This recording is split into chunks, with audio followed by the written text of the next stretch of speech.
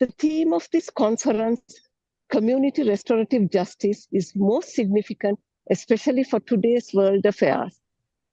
Instead of restoration of status quo and the lives of victims of Hamas attacks on Israel, vengeance has taken over, thereby affecting lives not only of combatants, but civilians, especially children. The Russia-Ukraine conflict is based on geopolitics rather than on concept of humanity. Therefore, discussion on restorative justice is most relevant. Let the message of forgiveness and peace spread throughout the world from this conference, reverberating the first sermon Samma Sambuddha delivered from this historical holy place of Sarna. Let us commence this conference on Buddhist jurisprudence with the eternal law preached by Samma Sambuddha. Nahi verana verani sammanti the kudachanan, averene cha sammanti esa dhammo sanattano. Hatred never ceases through hatred. Through love alone, hatred ceases. This is an eternal law. I welcome all of you to this conference and wish for successful deliberations.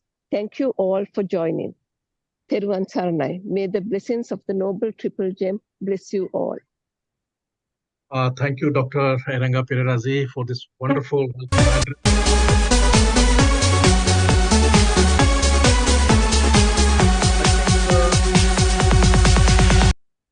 someone mic is on or someone is trying to disturb us. Но от тайги до британских морей Красная армия всех сильней. Так уже красная сжимает властно свой штык мозоли той рукой. I think Zoom bombing, sir. Zoom bombing. No, this is happening. I mean, you know, because someone just tried to interrupt us, and they have. Someone is trying to interrupt. Yes. I think someone is yeah. Someone yes, from I think some. Sir, I think must Dr. remove him. Ujjwal, I think you should remove the participant. Remove Yeah, the participant. I am trying. I have removed. I think I have removed him, but he will join again. So this is the problem with the online thing. Sometimes they will do some very vulgar things. So be ready for that. You know, he is just trying to disturb. He is trying to disturb. This is also the part of jurisprudence. So we have to be very compassionate with him. So this is the time to practice what we are going to do. So don't mind. It's happened. It's happened. I am just removing him again. He will come. Yeah. It's okay. See. Yeah, intentionally doing it. Yes. No, intentionally he is doing that. Okay, don't worry. This is the time to practice Buddhist jurisprudence. Be cool. Again and again, he is trying. He will try. He needs Buddha's blessings. Yeah. Don't mind. Actually, I am not host. I am co-host. And I think, sir, you should not admit anyone whose name is not on the list. Yeah. You know, yeah, I know that, but sometimes what happened that this link is open to all and people share in Facebook and WhatsApp. So sometimes we don't have all the, you know, power. So I hope, let's see.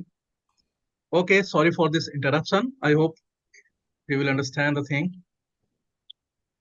Okay, now we will go for the next step of this today's conference, the very important one, and that one is the keynote address. And we are very honored that today's keynote address for this webinar will be delivered by Professor Asam. I just got the grimace shake. Ooh, that sounds And he has come. Do you want the grimace shake? Yes, it's so nutritious. If I drink it, will it be a big mistake? Why would you ever think that? I They think say it can put your life at stake. And once you drink it, you admit can't any go guest. back. Happy birthday, Grimace. What is on your Amazon wish list? You've given me everything you Just a minute. I have reported him. Yeah. Yeah. Okay. Okay.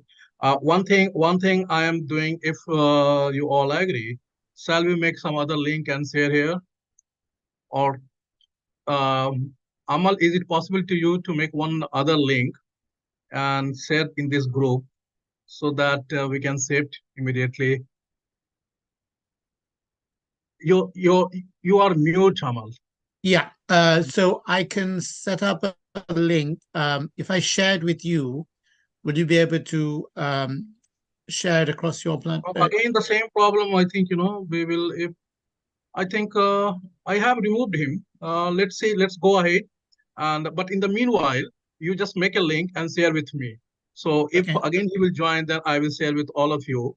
Can I'll share it on a message to you. All right. Yes. Again, I think he's coming. He's coming again. He is No, this is yes, some kind of psychiatric patient, I think. Yeah, no, it's they don't want to, I think it is better to create a new link, sir. This is he will not let us do this. Yeah. Sir, will you Dr. Ujjwal, you'll need to first Professor remove Ujjwal, him sir, and can you quickly share his when name? he's not. I have already removed him. He is coming. He has come again. So, if possible, please share the link, name with me. I'll try to do something from me. Nalin, I am Pasantalal. I think you can do it from your end. Yes, sir. I need, yes, sir. Please do not admit any guest. Remove him and do not admit any guest, sir.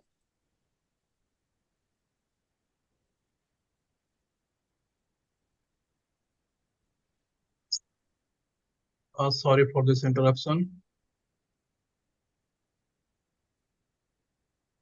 I don't know this guy is, I think this guy is trying from Russia. Is a Russian name appeared there? Seems to be a Russian man. He's showing Stalin's photo. Yes, but anyway, VPN can be changed. I guess he must be a Chinese fellow. If anyone is sound in technically, please do something.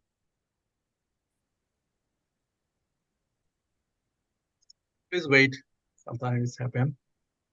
Nalin is from the army. Nalin, you can do it. I am Pasantalal. Yes, sir. Yes, I was searching for you. And he has come again, sir. Yeah, he's coming continuously. Sir, do you have any name? Here, no, name is not appearing here. No, name is not appearing here. But this is the Rina's whiteboard. Rina's whiteboard. Rina's whiteboard. So I'll give you our cyber command also.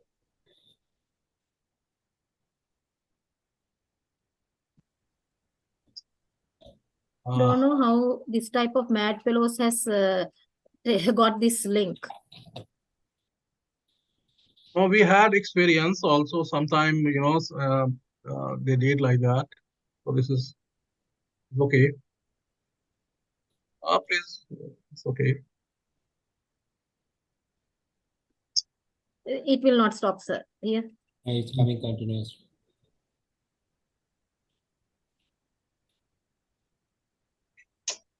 I think he must have.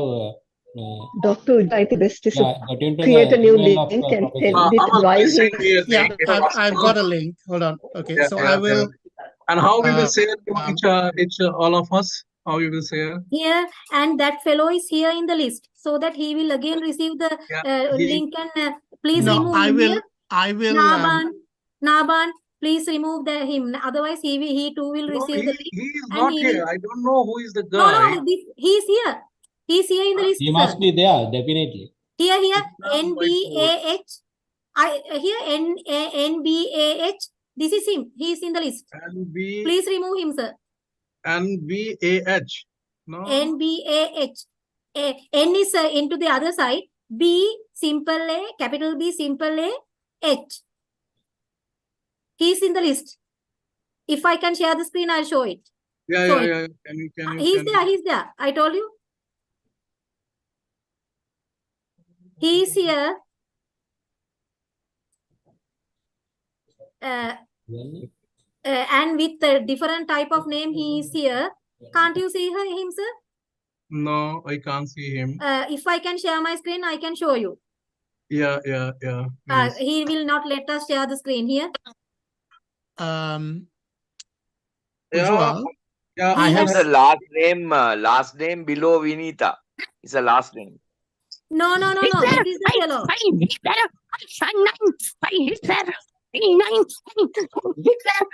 Anna, this is the fellow. Here, B-A-H. Can you see him with a rose flower in his hand? H. He is behind With my the rose ear. flower. With the rose With the flower. rose flower. This Yeah. fellow. Please remove him. That is the fellow. Here. He is the man. He is the man. Please remove him. Wait. I think gender transgender. Ujjwal, I have This sent one you. with the rose flower in his hand. Yeah. I am reporting him. That is, yes. He is here next to my window. Yeah. He is If next I to can my just say window. something to Ujjwal. Yes. Ujjwal, I've sent you on WhatsApp a new Yeah. Zoom link. So I Yeah. didn't want to share Yes. it on the group because everyone will get it. He will get it, sir. Yeah. Okay. So Is it- if you, I don't know how you can share it amongst everyone. That's the problem now. How I can share with everyone. I have my doubt whether he has hacked your email. Yes, I think he has hacked your email also, sir. What Please we remove him. And if I am the co-host, I can do it. I can remove him. Yeah, you can remove him if possible, but I don't know how you will do that. You are not the host. you If can I'm the make co-host, you can make Latisha a co-host. I will remove him. Ujjwal, you can make a co-host. Yeah. Please make me the co-host. I will remove him. Actually, I am also not the host. Host is from Buddhist Society, and he is No. not here. But anyway, you can make me a co-host. Then I will remove him.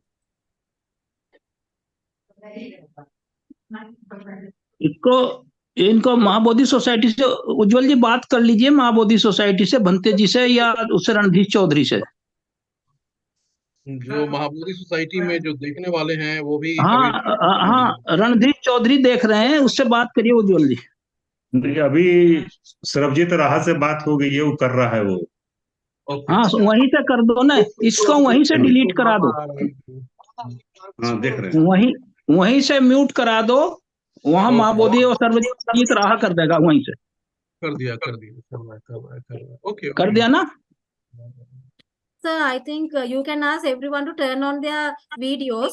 If someone is not turning on, then नहीं, अभी remove भी that आ रहा है, person. दिक्कत आ रही है अभी भी। वो आएगा, उसको आप नहीं रिमूव कर सकते हैं। वो जो है उसको आप नहीं रिमूव कर सकते हैं। ओके, एक दिक्कत क्या है कि अभी हम लोग कैसे नया लिंक जो है लोगों को शेयर करें। We have to think about that, how we should share the new link to each and every participant. Yeah, hi. So that we can join again. Hello. But this is a very right time to to see. Yeah, I know. I've sent him the link, and I think it has to be cancelled. I have the link. So I will share the link through my email to the participants, but I don't know the audience email ID. So that is a problem. Okay, I think please send it to the participants only, sir. Otherwise, he will again come. No, this is the Reena. ये इनको उज्जवल जी सर्वजीत के पास सबका email है। गुरुजी वो अभी travelling कर रहा है। तो रणधीर चौधरी जो कह दिए उनके पास सबके ईमेल हैं।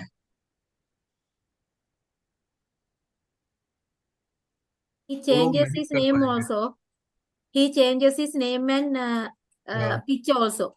If I can just interrupt a second, Ujwal.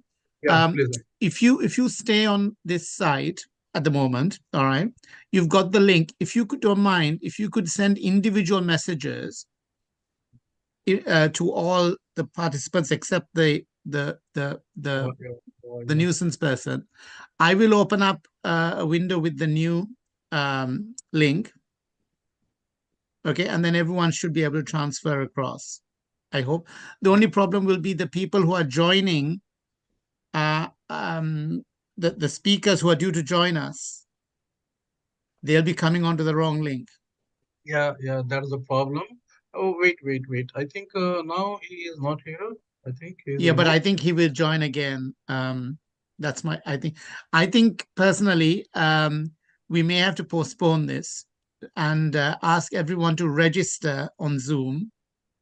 And that way you can have a secure conference, Ujjwal. That will possible. So let's start doing that. Yeah.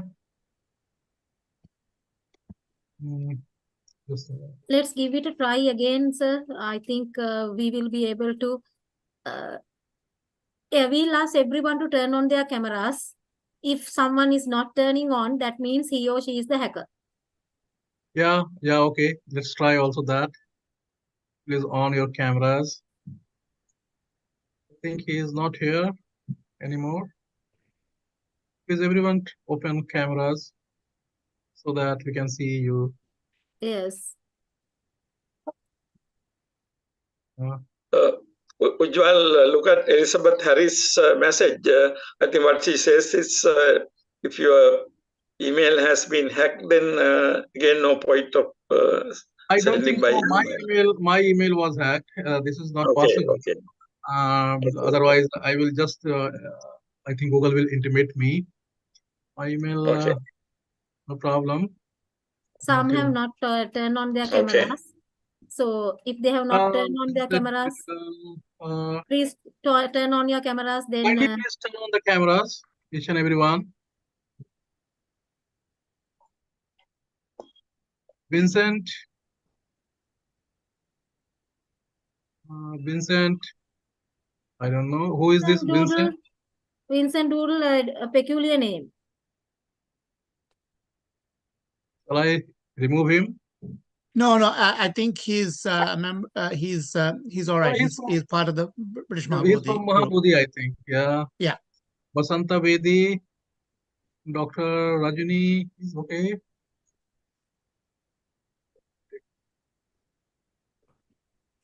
Now I think less number of participants. And how much? What Vincent Reddy and only 24. What about Lachlandy Ebru? Yeah, no, he's known to me. He's known. Vincent is known to anyone? Yeah, he's known. Santa Bedi, Dr. Yeah, Rajani, he's known. Mahabodhi Society. I think all is okay. Lakshmi Pereira. Yeah, she's known. Sorry for this.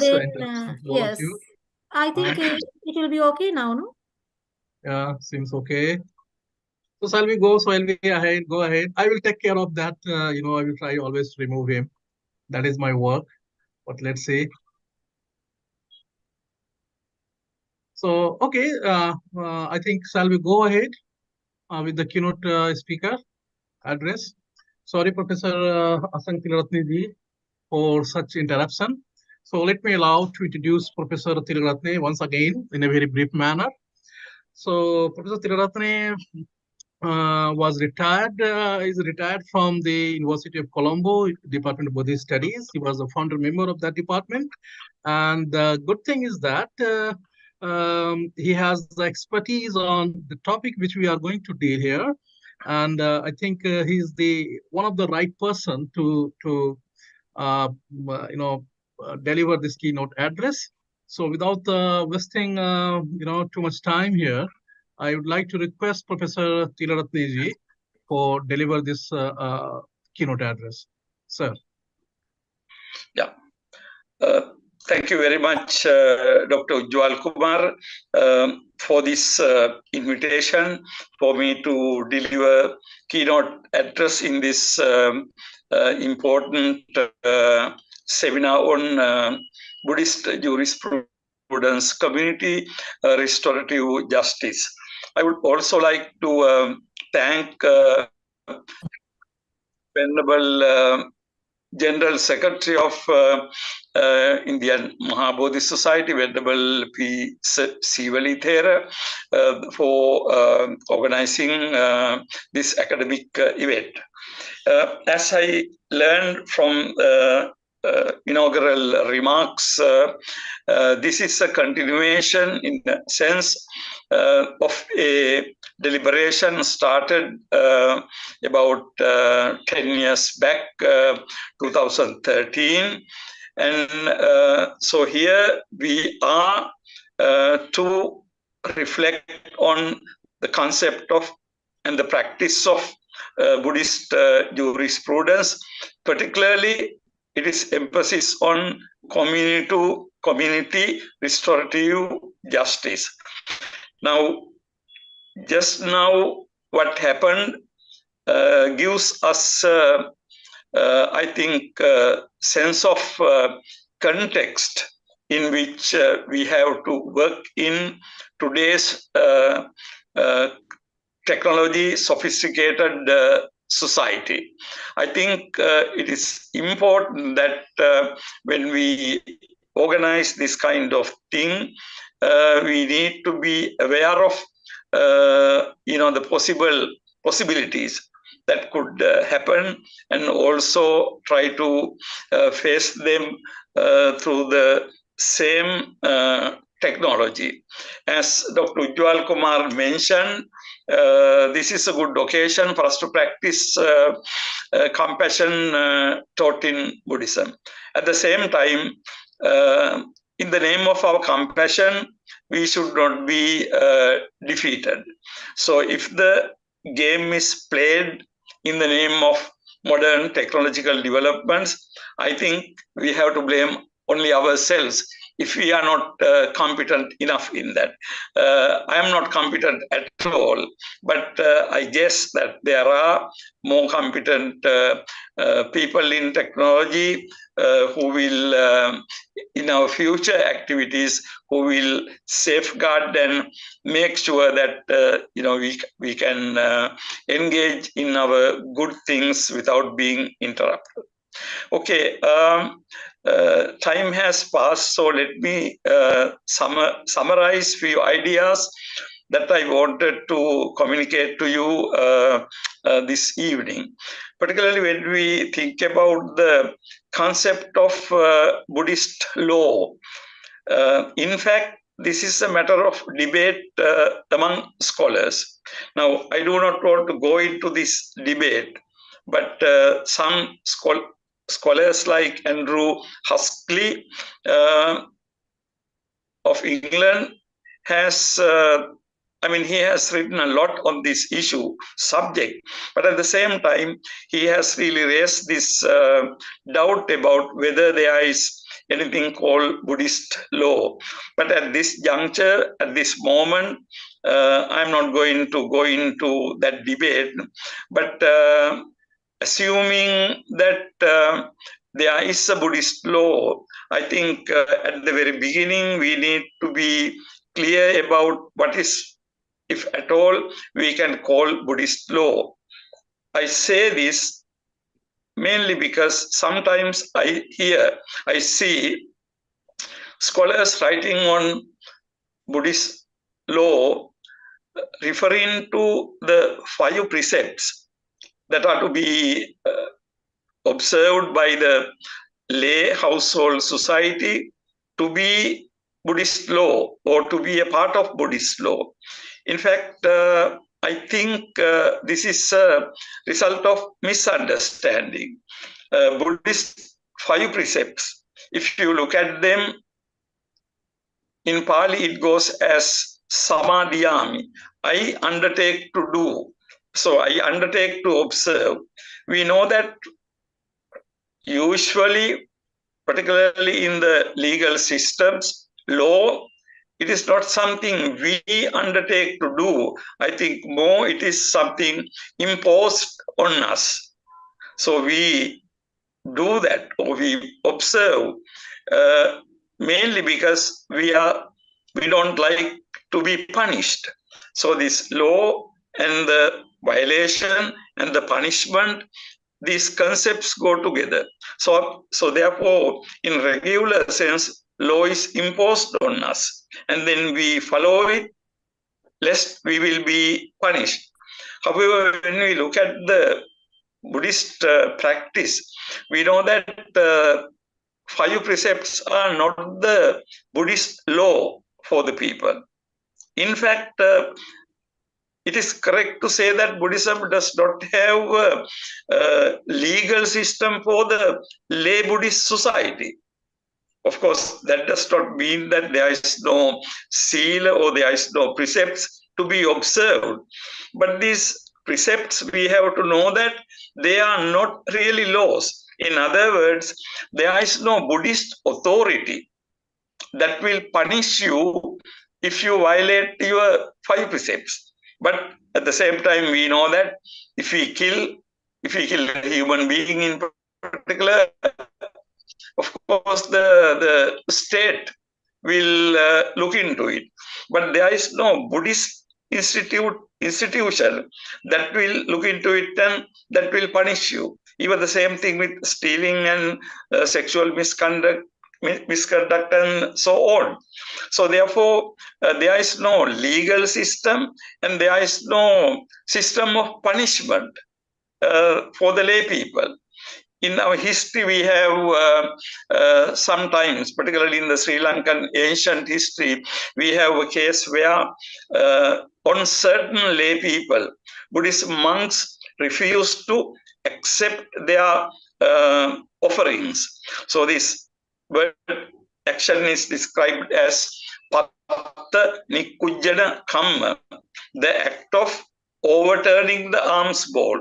So usually Buddhist monk would hold, or Buddhist nun would hold her alms bowl face up, and when he or she is going for the begging ground.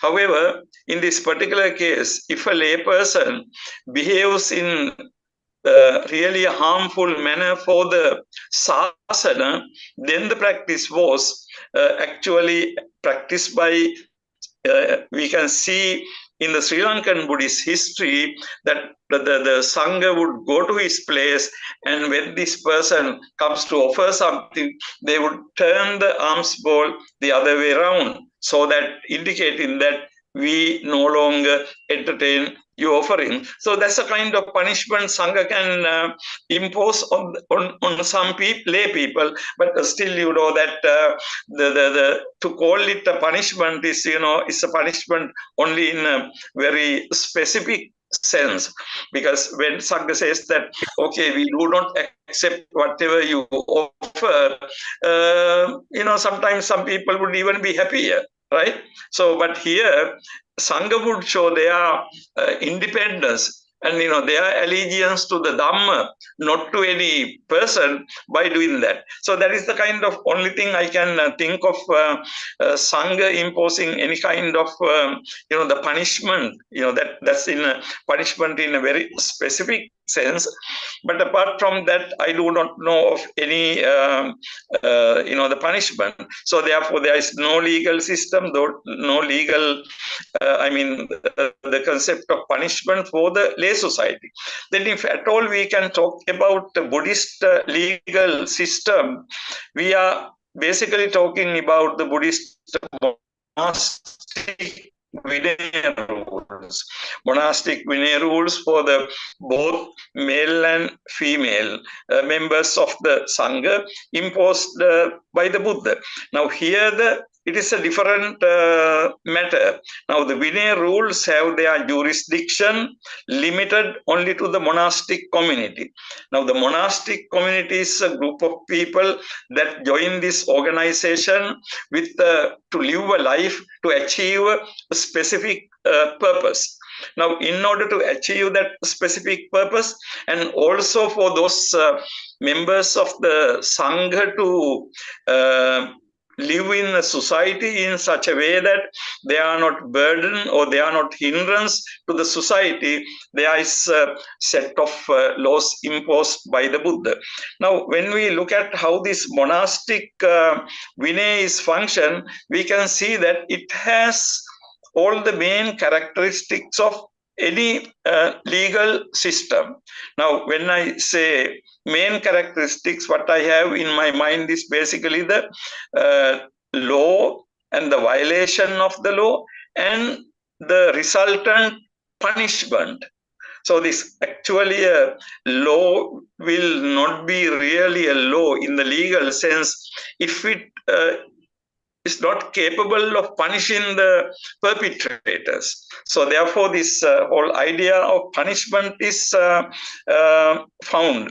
I will talk a little bit on punishment in the next few minutes. So therefore, we can refer to Buddhist legal system basically based on the monastic Vinaya system.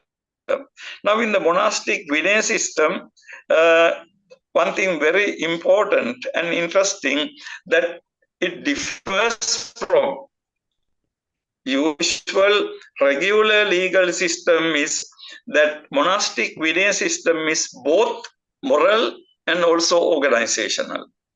Now, what it means is, organizational means Buddhist monastic Vinaya laws were imposed by the Buddha in order for the integrity of the monastic society. So therefore, it definitely has the social aspect, organizational aspect. The organization of the Sangha, or what we call the Sasana in that sense, Sasana has to be properly maintained. In order for Sasana to be properly maintained, there must be a system of law.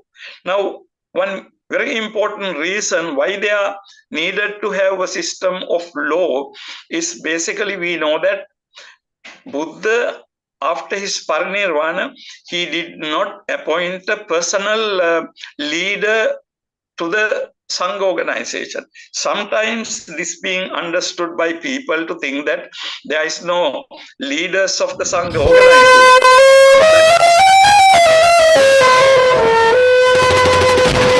Come here.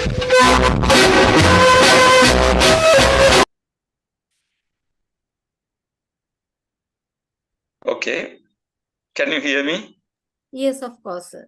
Okay, so what it means is there is no leader for the organization. Means there, what the Buddha meant is there cannot be another Buddha appointed by the Buddha. Now, we know that in the in Buddhism, Buddha became Buddha by perfecting paramitas and ultimately realizing in his ultimate life the Dhamma. So in that sense, there can't be another Buddha. There can't be another Buddha appointed by the Buddha. However, sometimes this is being kind of confused and misunderstood to imply that there is no leader to the Sangha. In fact, it is possible to have a leader. Right after the parinirvana of the Buddha, we know that Venerable Mahakashyapa became the leader of the Sangha. And then from that point onward, it was Venerable Mahakashyapa's instruction that was followed in the first Sanghana and so on. So therefore, there is, for the organization, there can be leaders. However, there is an important difference. Now, even if the organization can have a leader, that leader and all the members of the organization are subject to the monastic legal system. So in other words, nobody can really go beyond the monastic legal system, even though monastic leader can be there, but that leader himself is under the monastic legal system. Now, what does this mean? Actually, this means a very important some philosophical insight. Now, I think many of the participants who have some kind of Buddhist knowledge, they know that there is a story in the Pali canonical literature. At some point, it is said that Buddha was looking around for whom to be his own teacher. Now, this goes as a kind of story.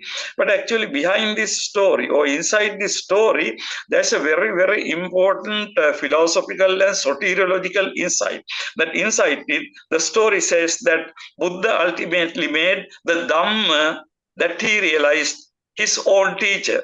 Now, what is the significance of this? What is the meaning of Buddha made the Dhamma his own teacher?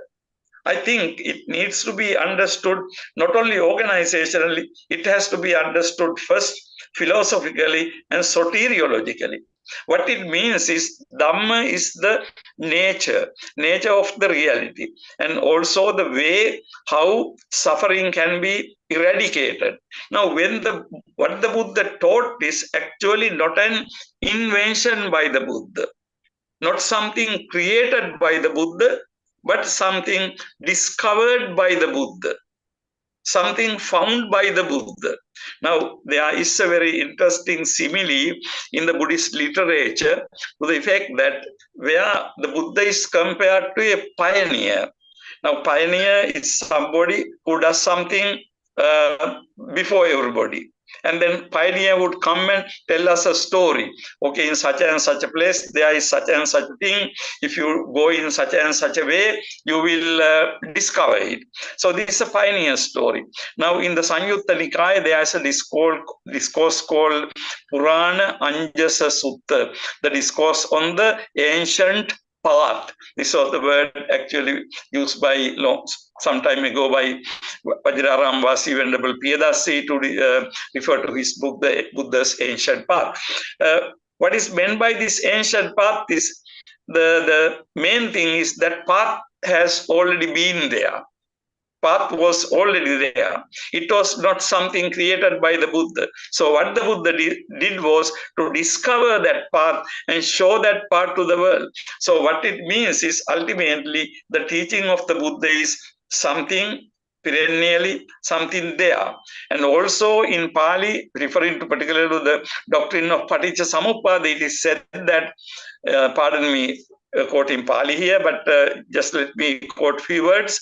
Uppadava tathagatana, anutpadava tathagatana, titava sadhatu dhamma titita dhammani amata. Whether Tathagatas were to be born or whether Tathagatas were not to be born, titava sadhatu dhamma titita, this dhamma, this element of dhamma has been there, and also it means will be there.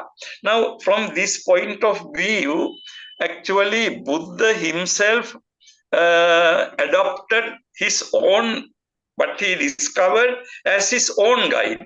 In other words, what it means is even the Buddha cannot say anything against the Dhamma.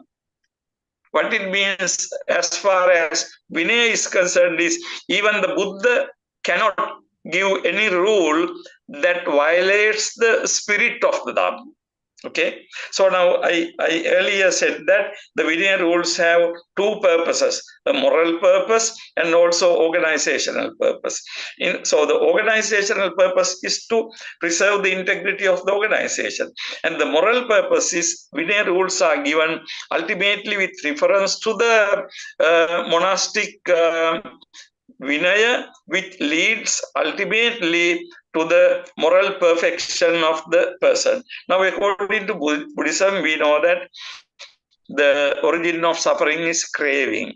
With our craving, our desire for pleasures. Now, we know that among the pleasures, when we talk, the physical pleasure or the, so to say, sexual desire can be the most powerful type of form of pleasure for people. Now, when you look at the Buddhist monastic Vinaya, we know that the first parajika, most serious offense for Buddhist monk would be to be sexual intercourse.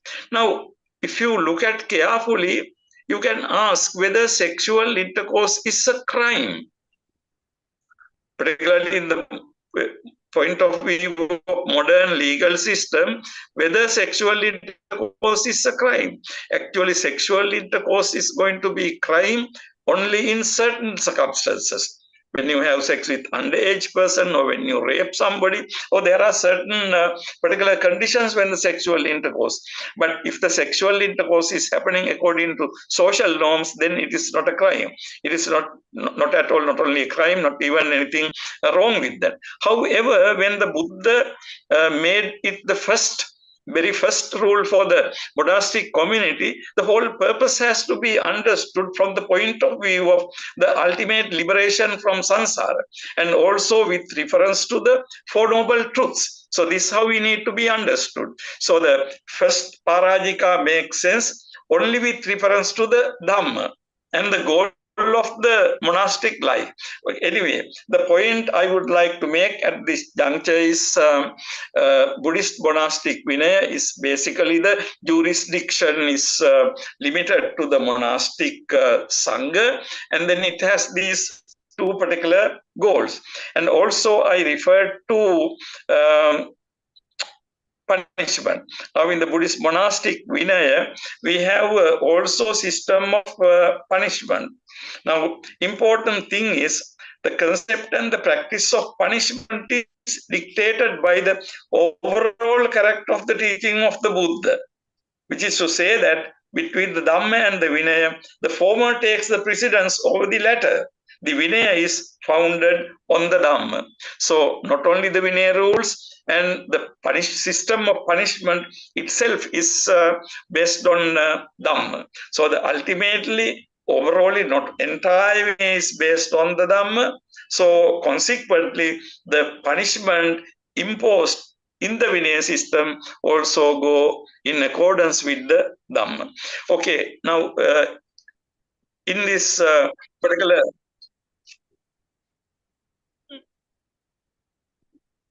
Can you hear me? Yeah, Professor, please go ahead. Okay.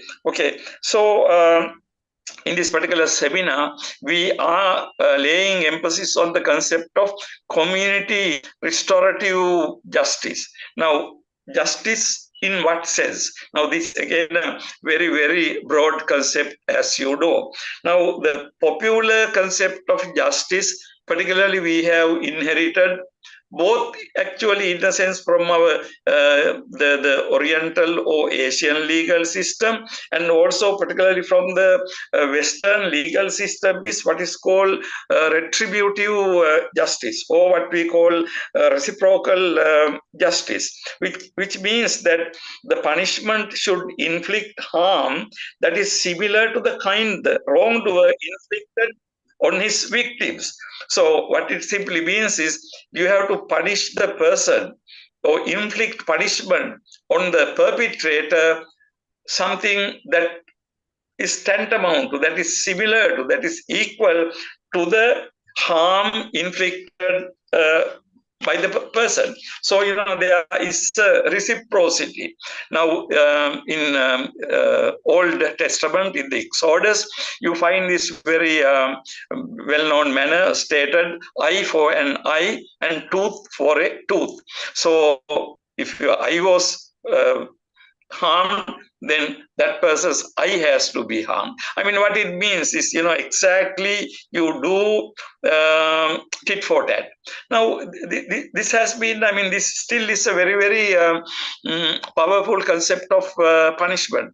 I remember here, the German philosopher Immanuel Kant, in his who lived in the 18th century, in his work called Metaphysics of Morals, Kant says something very interesting. He says, to quote, even if a society were to disbanding entirely, it still has a moral obligation to execute the last murderer remaining in the prison, unquote. So what he meant by this is the following. Imagine the entire universe is going to perish another 5 minutes. What Kant says is, before the 5 minutes elapses, you have to execute all the murderers in the prison. So it means that the whole concept of punishment is such absolutist thing, you can never negotiate the punishment. So the punishment has to be completed. But of course, I am not blaming the modern legal system. It is exactly so. No, there are many attenuating conditions that are taken into consideration by the judges. So, there are many exceptions to this rule. But the overall flavor of this rule is that you really have to punish the punish-worthy person without any exception.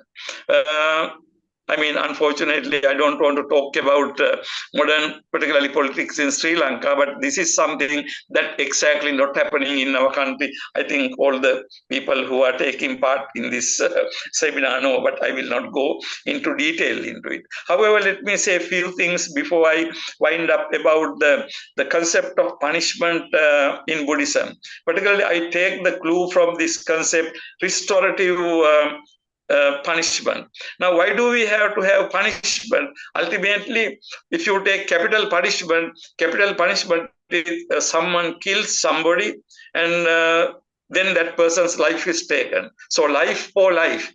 However, Buddhism views this whole phenomenon different point of view. Ultimately, the purpose is to restore that person into normalcy.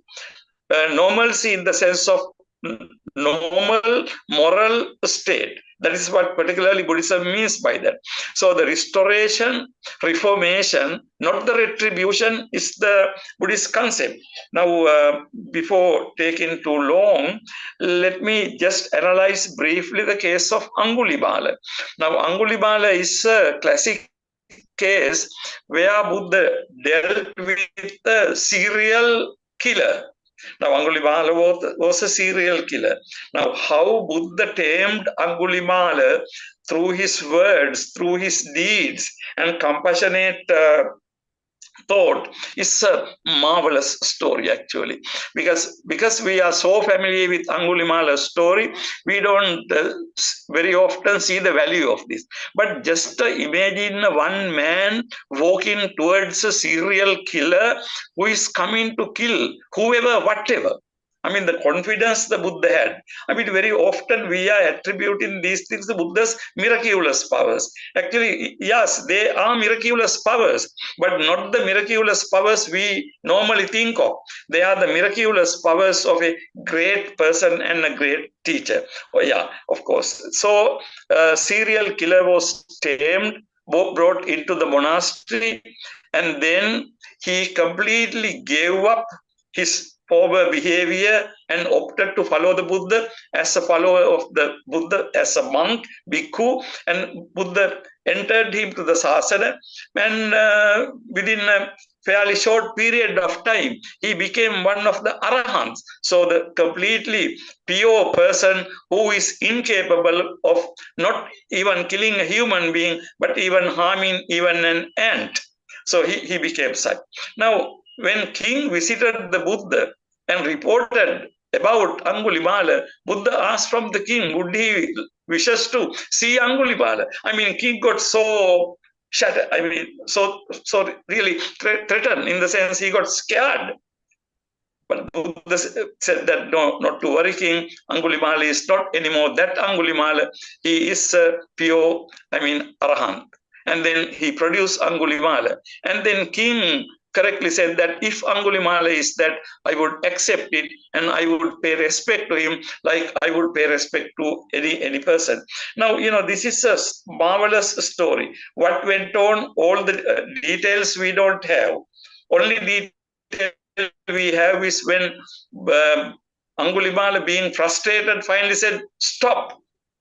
Don't proceed. Then Buddha said, no, Angulibala, I have already stopped. I am not running. You are the one who is running.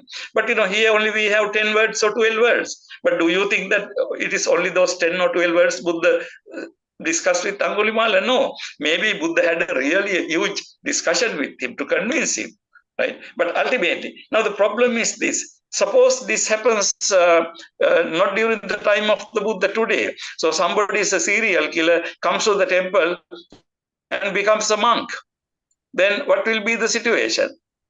of course, we cannot compare what happened during the time of the Buddha with that kind of scenario. Now, in case of Angulimal, what happened was he became an Arahant. Buddha knew that he was an Arahant. But in our today's society, it would not happen that way. Not only in today's society, even the society during the time of the Buddha, it was not happening. So therefore, Buddha prohibited monks to enter any convicted criminal to the sasana. So that precaution is already there. But then again, looking from Professor Ujjwal, I will take only 5 more minutes. No problem, Professor. You can go ahead. We are okay. happy to listen to you. Okay, so what happened was, now even if all these things are okay, but still somebody can ask a question: what about this injustice and harm done to the others? Now, according to the story, he killed so many people. Of course, now how can he go scot-free? What about the survivors of those people who killed? Who is looking after them? So, today, we can really look at Angulimala's case from a very, critical perspective. What about those things? How could Angulimala be exempt from all these things? Why was he not given a punishment? Now, of course, my remarks are going to be not the final word. You don't have to take it. Anyway, I know that you don't take it to be final word. Within the next 2 days, you can deliberate on this. I'm sure there will be a lot of deep deliberations. But from a Buddhist point of view, what I can say is, as far as the Buddha was concerned, whole purpose was already achieved. Angulimala ceased to be a murderer. Angulimala ceased to be a person who is, inflicting harm to the society. Now he has become a completely innocent person. Now, I think many of you know this very fabulous story. When Angulimala saw this one pregnant mother was going through extreme hardship, being not able to deliver the child. This very same Angulimala who was a serial killer, his mind got so softened. Softened in the sense his mind got so overwhelmed with compassion. And then he came to the Buddha and reported. Then what the Buddha said was revealing.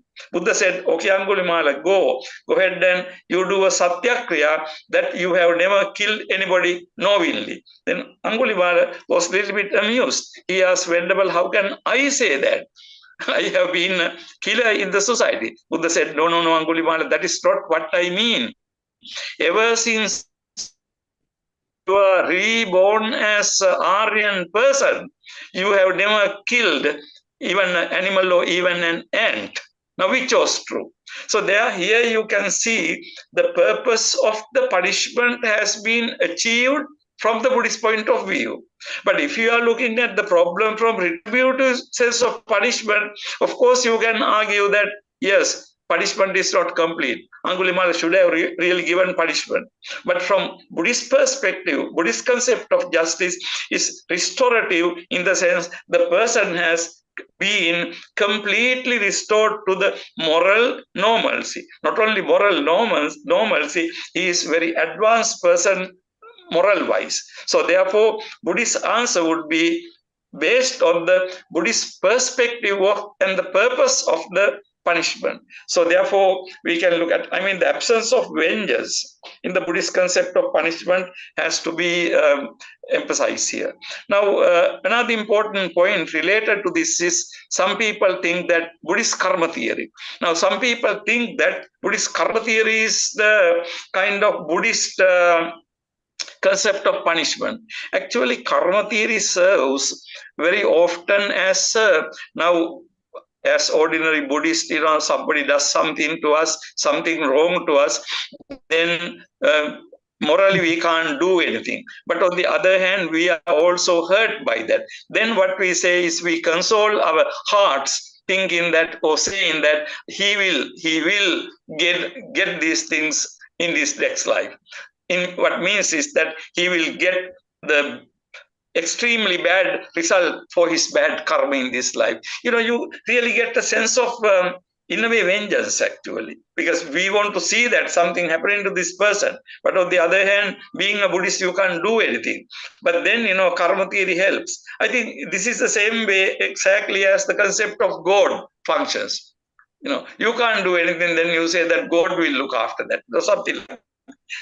So in that sense, I don't see much of a difference in this particular. I don't see a difference between incorporated into the society. However, although the way it has been incorporated into the life is different, if you actually take karma theory in Buddhism, it is very, very interesting. Karma theory, according to Buddhism, again, is not something created or imposed by the Buddha.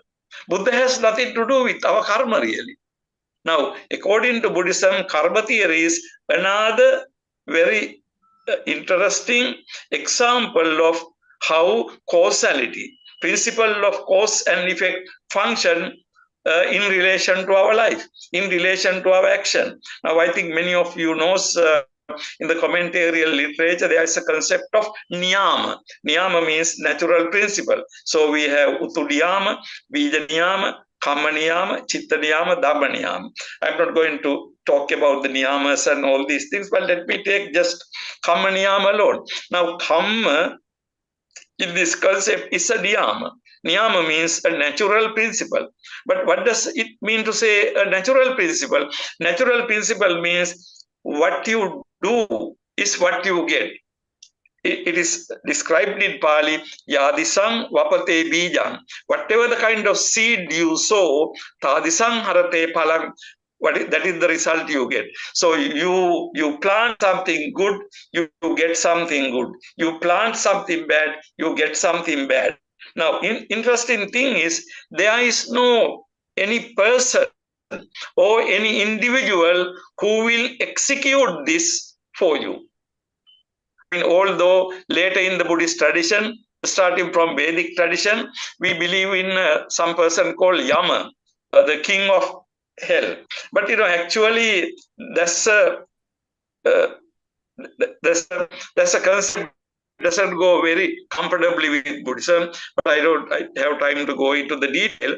But we keep the Yama concept aside. There is no need for a Yama to activate the karma.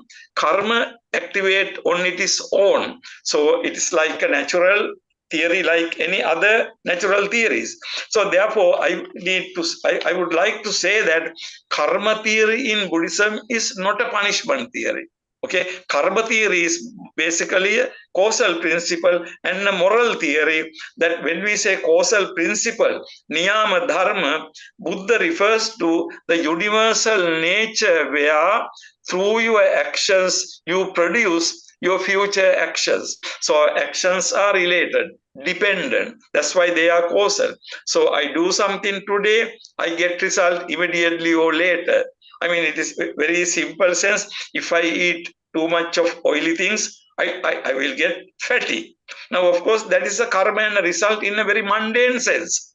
Now, my getting fatty will not happen overnight or with one oily meal, but when I do it repeatedly, maybe in the course of several years, I will be getting fatty, the body.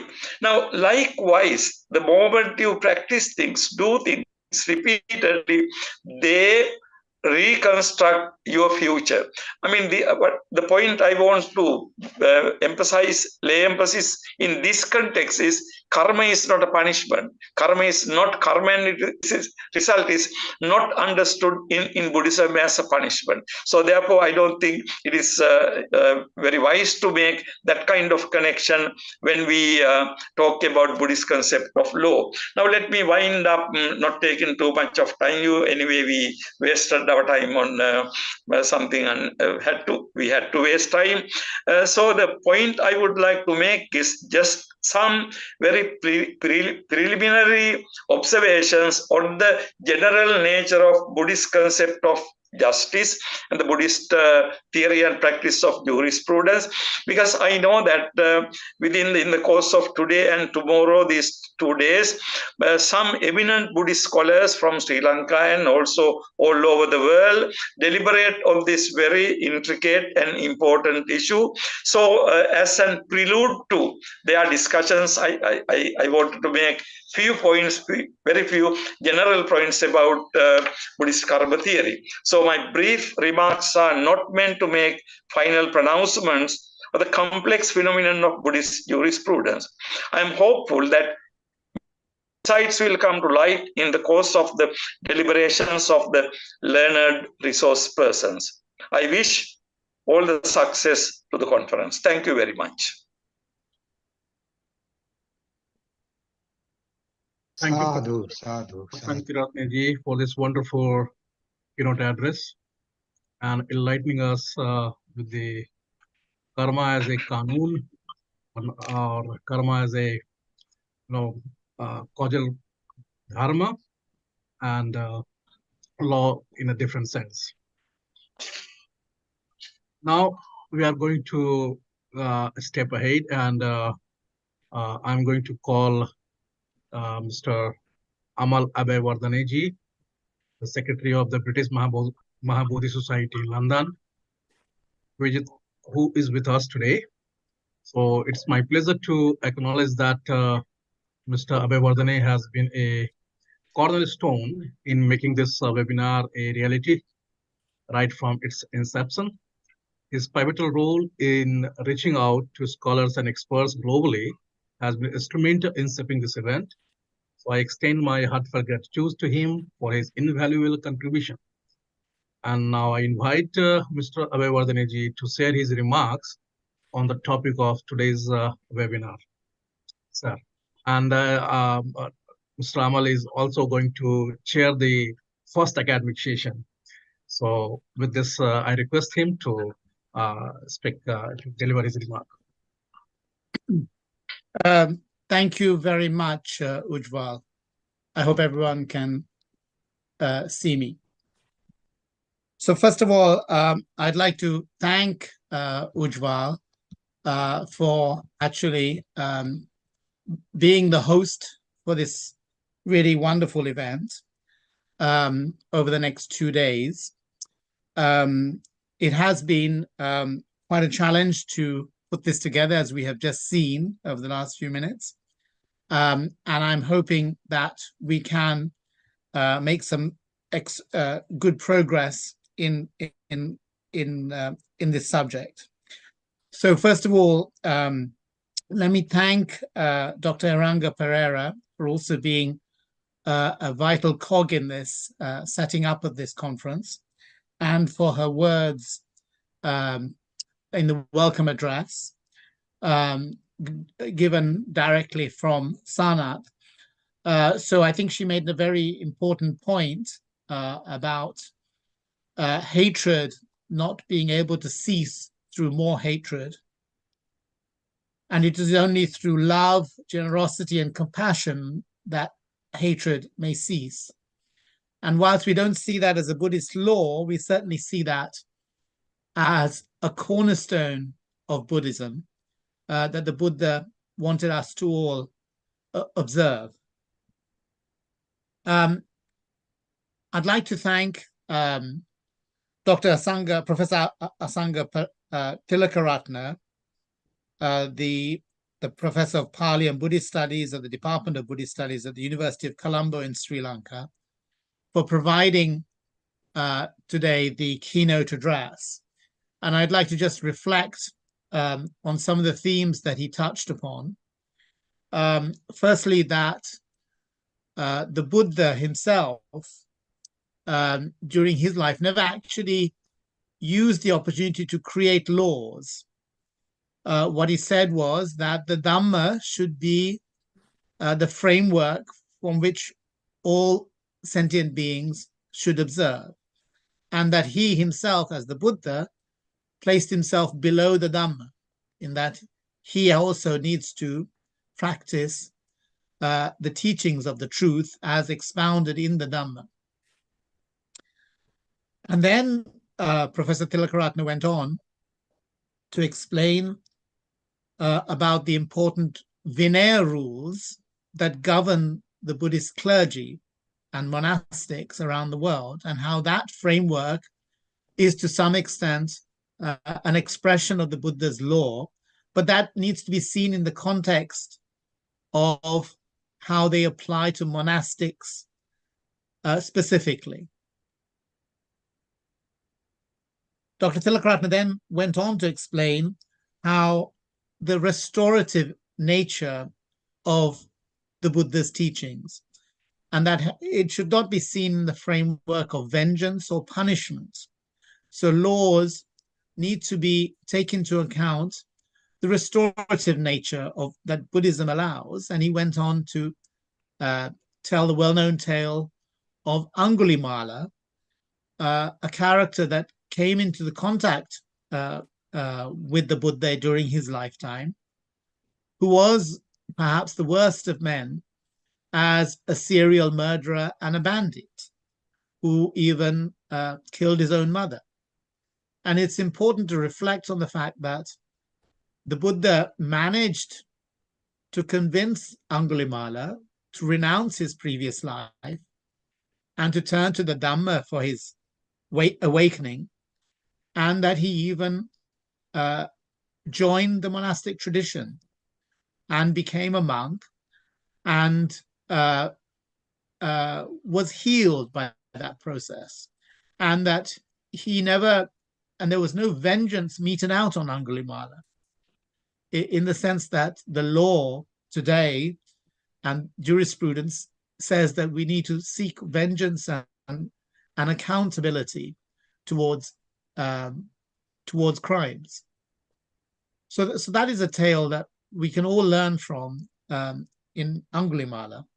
And then he went on to, Professor Tilakaratne went on to explain about the relevance of karma and how we are all conditioned by karma, and it is not a theory of punishment, and there's an absence of vengeance in karma.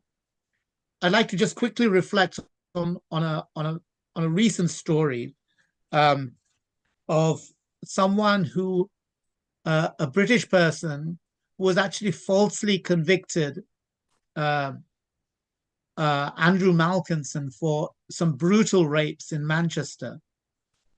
And he suffered great injustice and I think was imprisoned for something like 20 years.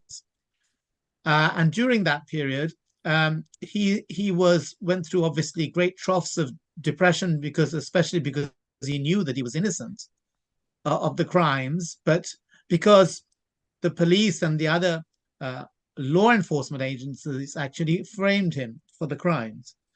It has now been verified, and he actually sought solace from a Buddhist chaplain who he met in prison, and was able to confront all the mental problems that he faced during that period through Buddhism. And that is also a lovely story to remember, because even people who are alleged perpetrators need solace and compassion, and Buddhism is there for them as well. I'd like to briefly conclude these opening remarks by again thanking the Mahabodhi Society of India, especially Venerable Sivali, for providing leadership for this conference, together with his colleagues, Professor Bimalendra Kumar, and of course Ujwal Kumar in India, and once again to Dr. Iranga Pereira as well. I think without all their efforts, this wouldn't have come into being. And I'd like to also thank the Anagarika Dharmapala Trust, the founders of the British Mahabodhi Society and the founders of the Mahabodhi Society of India, who always wanted the Buddha's teachings to be spread around a wider audience than in its traditional homeland, and to revive Buddhism globally. And I feel that this conference is a continuing part of the legacy of Anagarika Dhammapala, and that he would be indeed delighted that we are continuing to spread the word of the teachings of the Buddha through these interactions of bringing scholars and monastics and the ordinary people together around the world. So thank you very much. I would like to just mention, obviously, that there are a range of speakers that now follow us in this academic session. So I'll hand back to Ujwal to preside over that. Thank you. Thank you, Amal, for this wonderful remarks. Now we are going to proceed the first academic session. As per our invitation card and schedule, we have altogether 6 speakers, but now due to 2 speakers have already left, and one speaker, I think, Dr. Hyun Margulis, his email is hacked, or while he joined this conference, something things happening. So he is unable to join right now. So first we are going to start with Dr. Miguel Alvarez Ortega from University of Kyoto, Japan. Sorry for my mispronunciation, Ortega-ji. So let me allow to introduce, very wonderful CV of Ortega.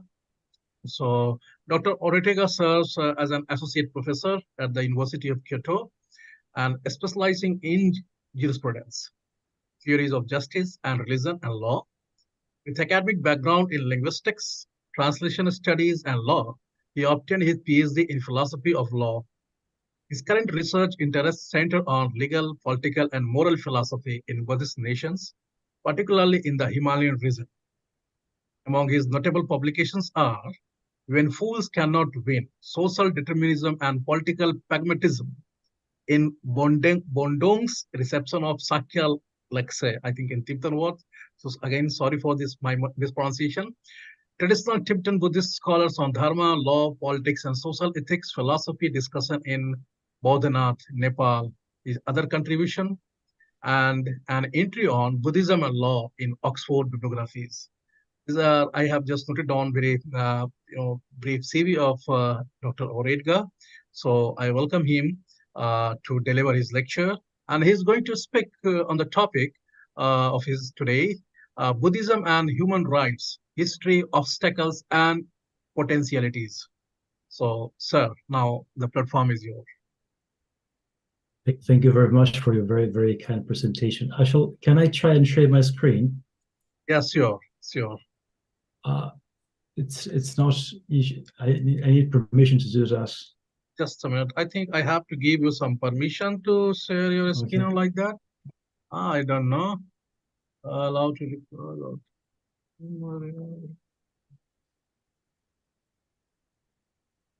The thing is that I am also co-host. I have no full access of this. It's okay. I think. Can you see it now? Yeah.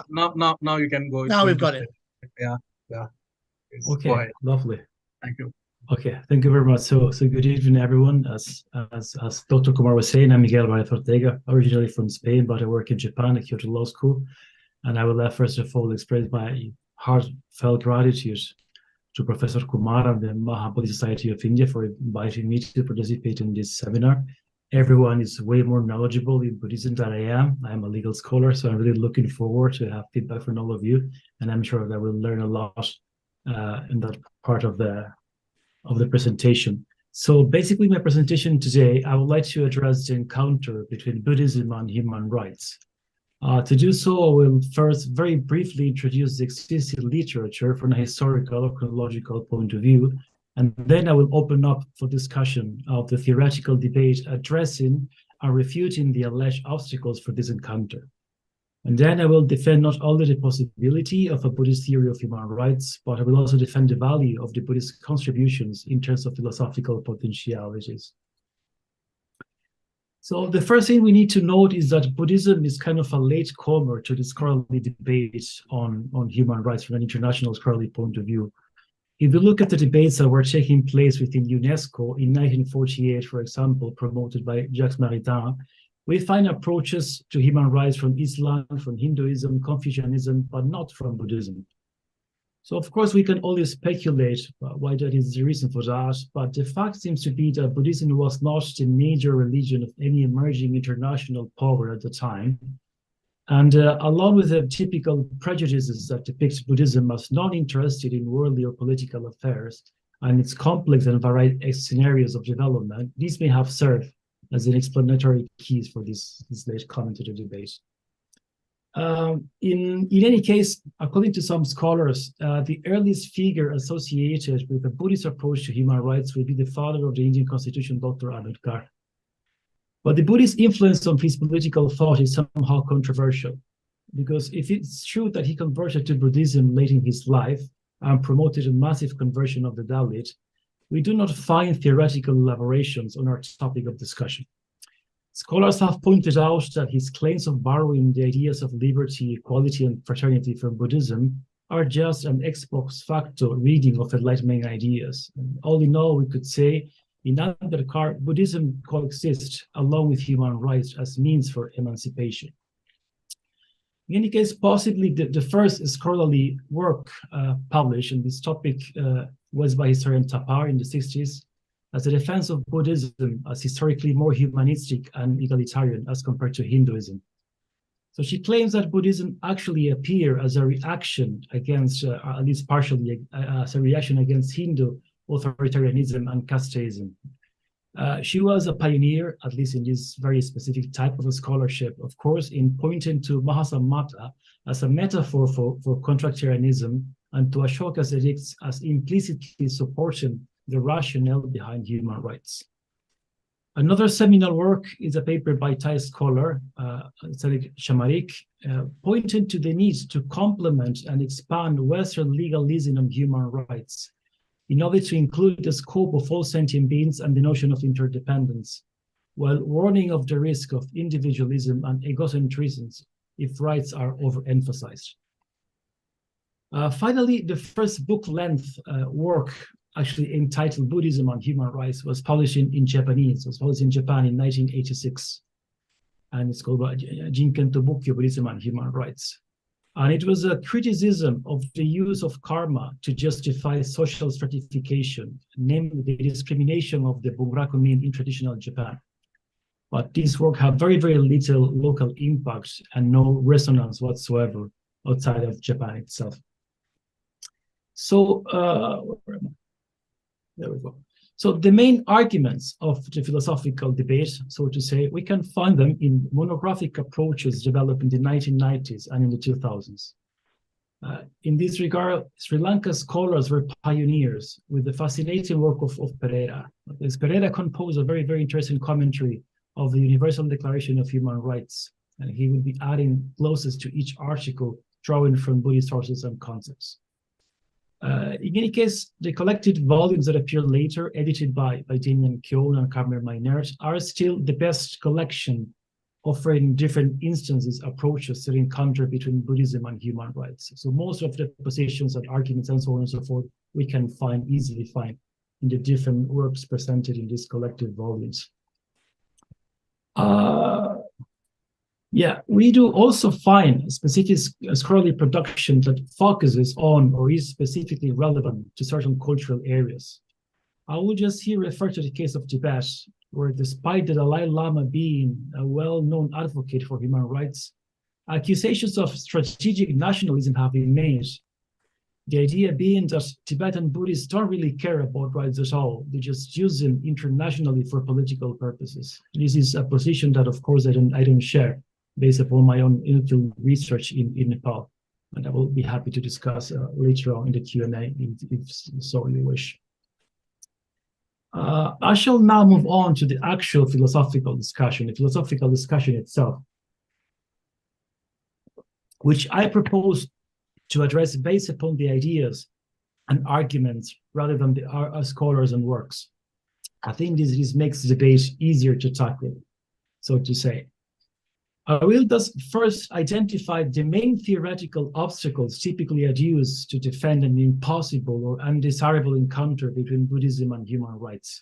And I will try to neutralize them with the counter-arguments, which can also be found in the literature. So the first and most general one draws from cultural relativism, and basically claims that human rights are a Western product that clashes with Asian values. It is an argument that bears all the problems that ethical relativism represents, among which the problem of a monopolizing and reductionistic representation of plural traditions and scenarios. In the case of Asia, for example, it has been pointed out that it reduces all philosophy to a very conservative interpretation of Confucianism. This can be, of course, very easily overcome. An argument closer to Buddhist philosophy itself would be the Buddhist notion of sentient beings as opposed to the Western notion of individual and the derived individualism that comes from such a notion. In this regard, for some authors, human rights is too narrow. So it excludes all the sentient beings, and thus it is a very flawed category. And other scholars have responded that this is special treatment of humans is completely justified in Buddhist literature with notions such as a precious human birth of being endowed with Buddha nature, for example. So humans occupy clearly a very special position, justifying a special category, such as the category of human rights in this case. A related argument defends that people cannot claim to possess rights because of emptiness. So anatta would be incompatible with rights. This line of argument clashes with the basic Buddhist morality, so to say, because following that logic, there would be not even theft to start with, since no one ultimately owns anything at all. Ultimate is here the key. Human rights belong to the conventional truth, the realm of conventional truth, along with the rest of the moral concept, not to the ultimate truth of emptiness. Finally, a third version of the argument defends that human rights create an unhealthy attachment to the ego and an unavoidable individualism. And this seems at odds with the second and third generation of human rights, which protects social values, equality, and solidarity. We could also say that that line of reasoning also ignores that anything can create an unhealthy attachment, even religious rituals. We have the technical term for that, Shilabhata Paramasa, someone who is attached to merely form-like ritualism. So another spotted obstacle relate to rights as a technical legal term. Rights as entitlements, as they say in the Anglo-Saxon world, or diritti soggettivi, we say in Italian or in continental Europe, which would be lacking in Buddhist sources. Well, here we have to say that rights is a very fairly recent concept, even in Western thought, and Christianism managed to incorporate it successfully. Looking for rights in ancient sources is clearly anachronistic. What's important here is we can defend an implicit presence, for example, as spheres of agency or as a reverse notion or reverse side of duties that we can clearly find in Buddhist sources. Another version of this theory is that the notion of human rights refers to essential and immutable entities, the so-called natural rights, that would be incompatible with Buddhist impermanence.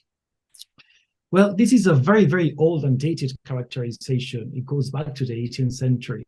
Most theoreticians right now embrace a historicist or generational conceptual or approach to human rights. So there doesn't seem to be like a major obstacle here. A last step of argument refers to the political philosophy favoring Buddhist thought that would exclude rights of democratic participation. Some scholar has pointed out that Buddhist no self somehow leads to no democracy, given the example of Buddhadasa's dictatorial Dagni socialism, developed and proposed in the context of Thailand. Even more typical is the identification of Buddhist political philosophy with the benevolent monarch, the Dhammaraja, also interpreted in very conservative terms. Well, at the same time, the interpretation of texts such as the Aganya Sutta in democratic terms is accused of unjustified anachronism, which I find highly problematic, because the inquiry of the historical meaning of a text should not delegitimize or discourage approaches from a propositional nature or from a theoretical point of view. In any case, the most important idea here may be the notion that in Buddhism, the political and legal powers are submitted to dharma or ethics, which is the rationale behind human rights as limits against the government or the activity of the institutions. We may now be in a place, in a situation, having I hopefully overcome these obstacles to explore the configuration of a Buddhist theory of human rights. Well, we may endlessly discuss about the building blocks of a theory of human rights, but I would argue that we would need at least 3 elements leading to a functional theory. First of all, a notion of dignity. Secondly, an anthropological characterization allowing a particular way of reasoning. And thirdly, a specification in terms of content. In the case of Buddhism, we clearly find a notion of human dignity. All human beings are both free and morally equal, and they all have the ability or the capacity to achieve enlightenment. There is also a peculiar anthropological characterization of human beings as subjected to the experience and rejection of suffering. We may recall here Karl Popper's proposal to found human rights on the common aversion to pain. Is a very similar idea.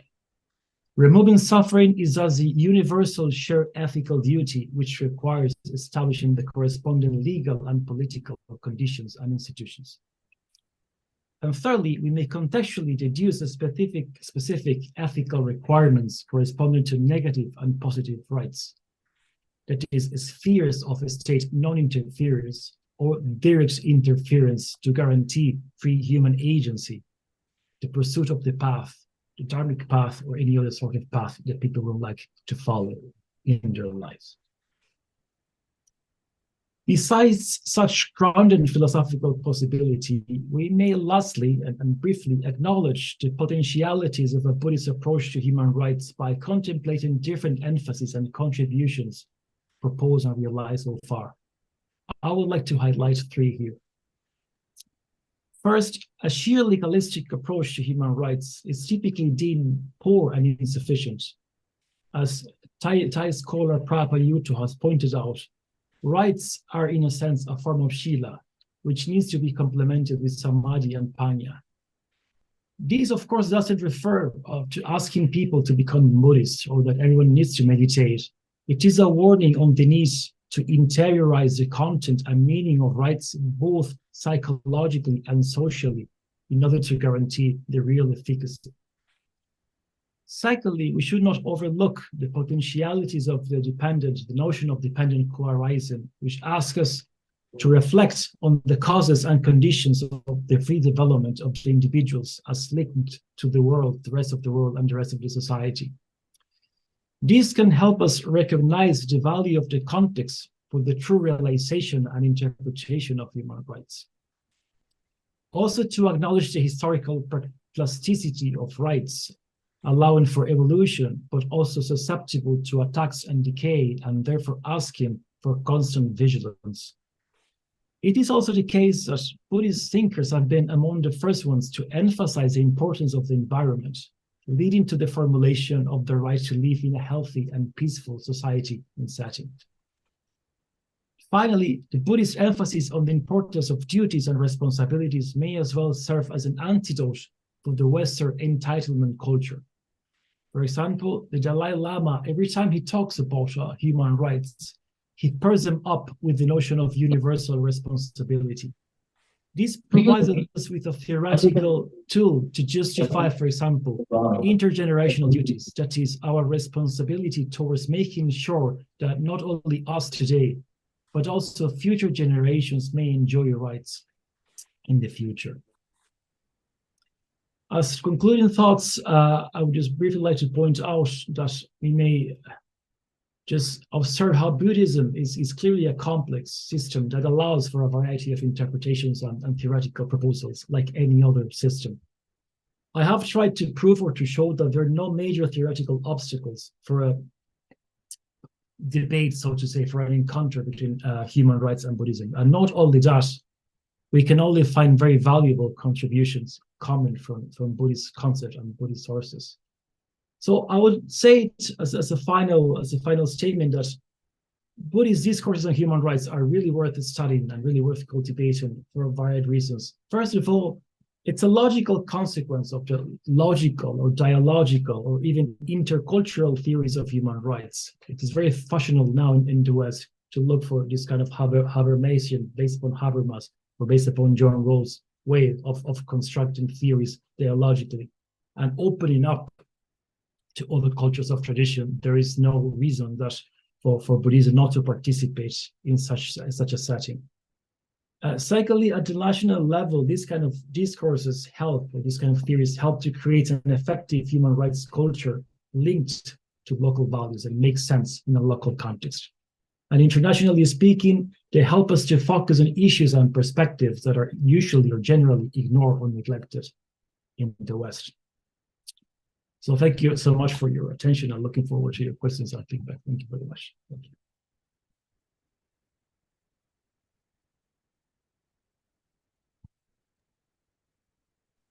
Thanks a lot for this wonderful presentation, Dr. Oedgar, a professional lawyer.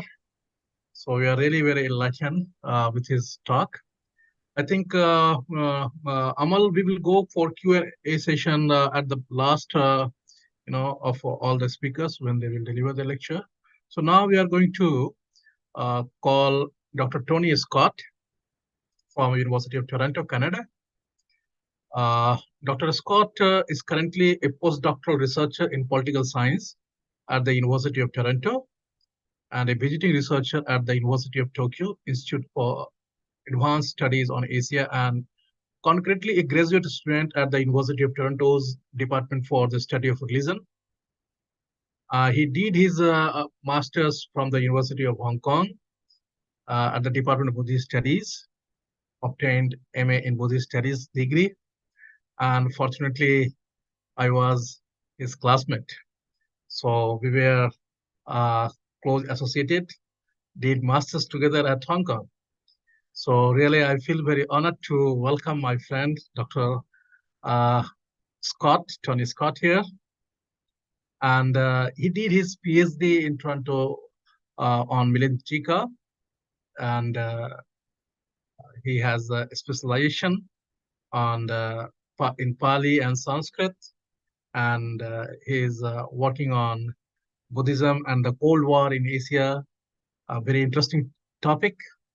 And now he is going to deliver a lecture on the right robe at the wrong time, cutting controversies and the role of commentary in the monastic code system of post-colonial Burma. This is his topic for today's discussion. Dr. Scott. Thank you, Dr. Kumar, my bigger brother, Ujwal. It's an absolute honor to be able to present here today and in front of the esteemed, my esteemed colleagues and senior colleagues. May I also be able to ask you to allow me to share the screen, and I have a little bit of a PowerPoint, so allow me.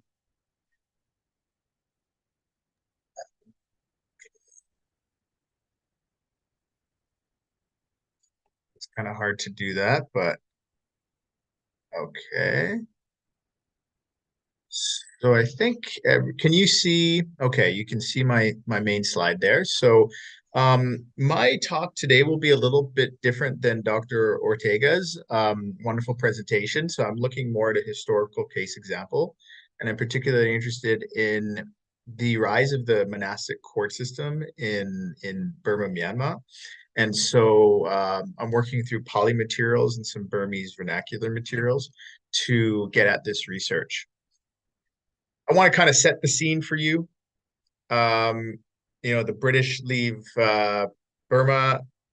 Burma becomes the country then known as the Union of Burma becomes independent in 1948, and then you have the first independent Prime Minister U Nu, the picture of whom you can see here.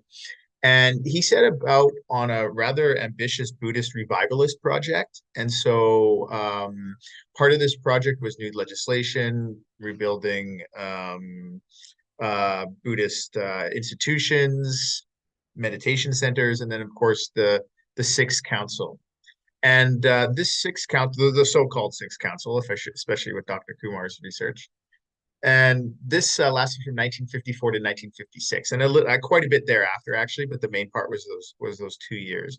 And so In a sense, you could kind of ask, you know, the project was to standardize the Pali Canon with this sixth council. What could possibly go wrong, right? And so I'm going to look exactly what does go wrong, and what I would say goes wrong is Pali commentary in particular. And so the kind of thrust of my talk is that we really need to pay attention to Pali commentary, sub-commentary, sub-commentary, so on and so forth, in order to get an understanding of Buddhist law. I want to look at a commentary written by this important monastic figure in Burma in the early 20th century, the Mingun Zedun Sayadaw. And he was considered one of the living arhants of the 20th century. Interesting concept in and of itself. A pioneer of modern reform style Vipassana meditation. So a lot of people talk about Ledi Sayadaw as the main kind of pioneer of mass participation, lay-centered meditation, reform meditation in Burma, Myanmar. And I would say that this figure is arguably more important, in part because he established the first known meditation center in Burma in 1911. And by meditation center, I mean a building that's set aside, an area that's set aside just for meditation, where both monastics and non-monastics can practice under the same roof and under roughly the same kind of agenda. And it might have been the first one in Asia, but I don't want to go too far in saying that. He's teacher of the Mahasi Sayadaw. He wrote a commentary on the Pithakopadesa, which is not considered a canonical text in a place like Sri Lanka, but is considered canonical in Burma, Myanmar. And 1926, rather uncontroversial. And he's considered a forgotten Tipitaka Dara of Burma. So someone who had kind of memorized the whole Pali Canon and was just an amazing scholar and meditation monk, if I can say that. So I'm actually interested in the Milinda Panha Attakatha. So not the Tika, but actually the Attakatha. Now, what's in a name? For those of you who don't know, Attakatha is the most intimate is the genre of commentary that's most intimate to the Tipitaka, and so it's the most authoritative. Think of Buddhaghosa and others, Dhammapala and what have you. And so most of these were written in what we now call Sri Lanka, you know, or at least kind of standardized in what we now call Sri Lanka in maybe the 3rd or 4th century of the Common Era. And this was the first new commentary written in at least 500 years, and possibly the first one in Southeast Asia. I don't want to, you know, I don't want to necessarily conclude that 100%, but it's a very interesting commentary written in Pali, and you can see that the original 1948 version, and then Madhav Deshpande transliterated it in 1999, and now it's being reprinted in 2017 in Burma after almost 70 years of censorship and de facto banning of this particular Attakatha. And so it's a little bit of an interesting story, because the Mingun Zedun Sayadaw, the monk who wrote this, was a very important monk on the national level. The UNU government and the prime minister and his retinue would often visit him and show their respects, and you know, used his meditation system or a derivative of his meditation system in order to kind of rebuild the nation after colonialism and improve the moral hygiene of the population at large. But this particular text was very controversial. So what I want to do is look at how this text figured in the rise of the monastic court system in post-colonial Burma. And that will give us a case study of Buddhist law. Very important to think of it in a philosophical sense, but also how does this actually become instantiated and enacted in a society, especially in a modern society or post-colonial in this sense.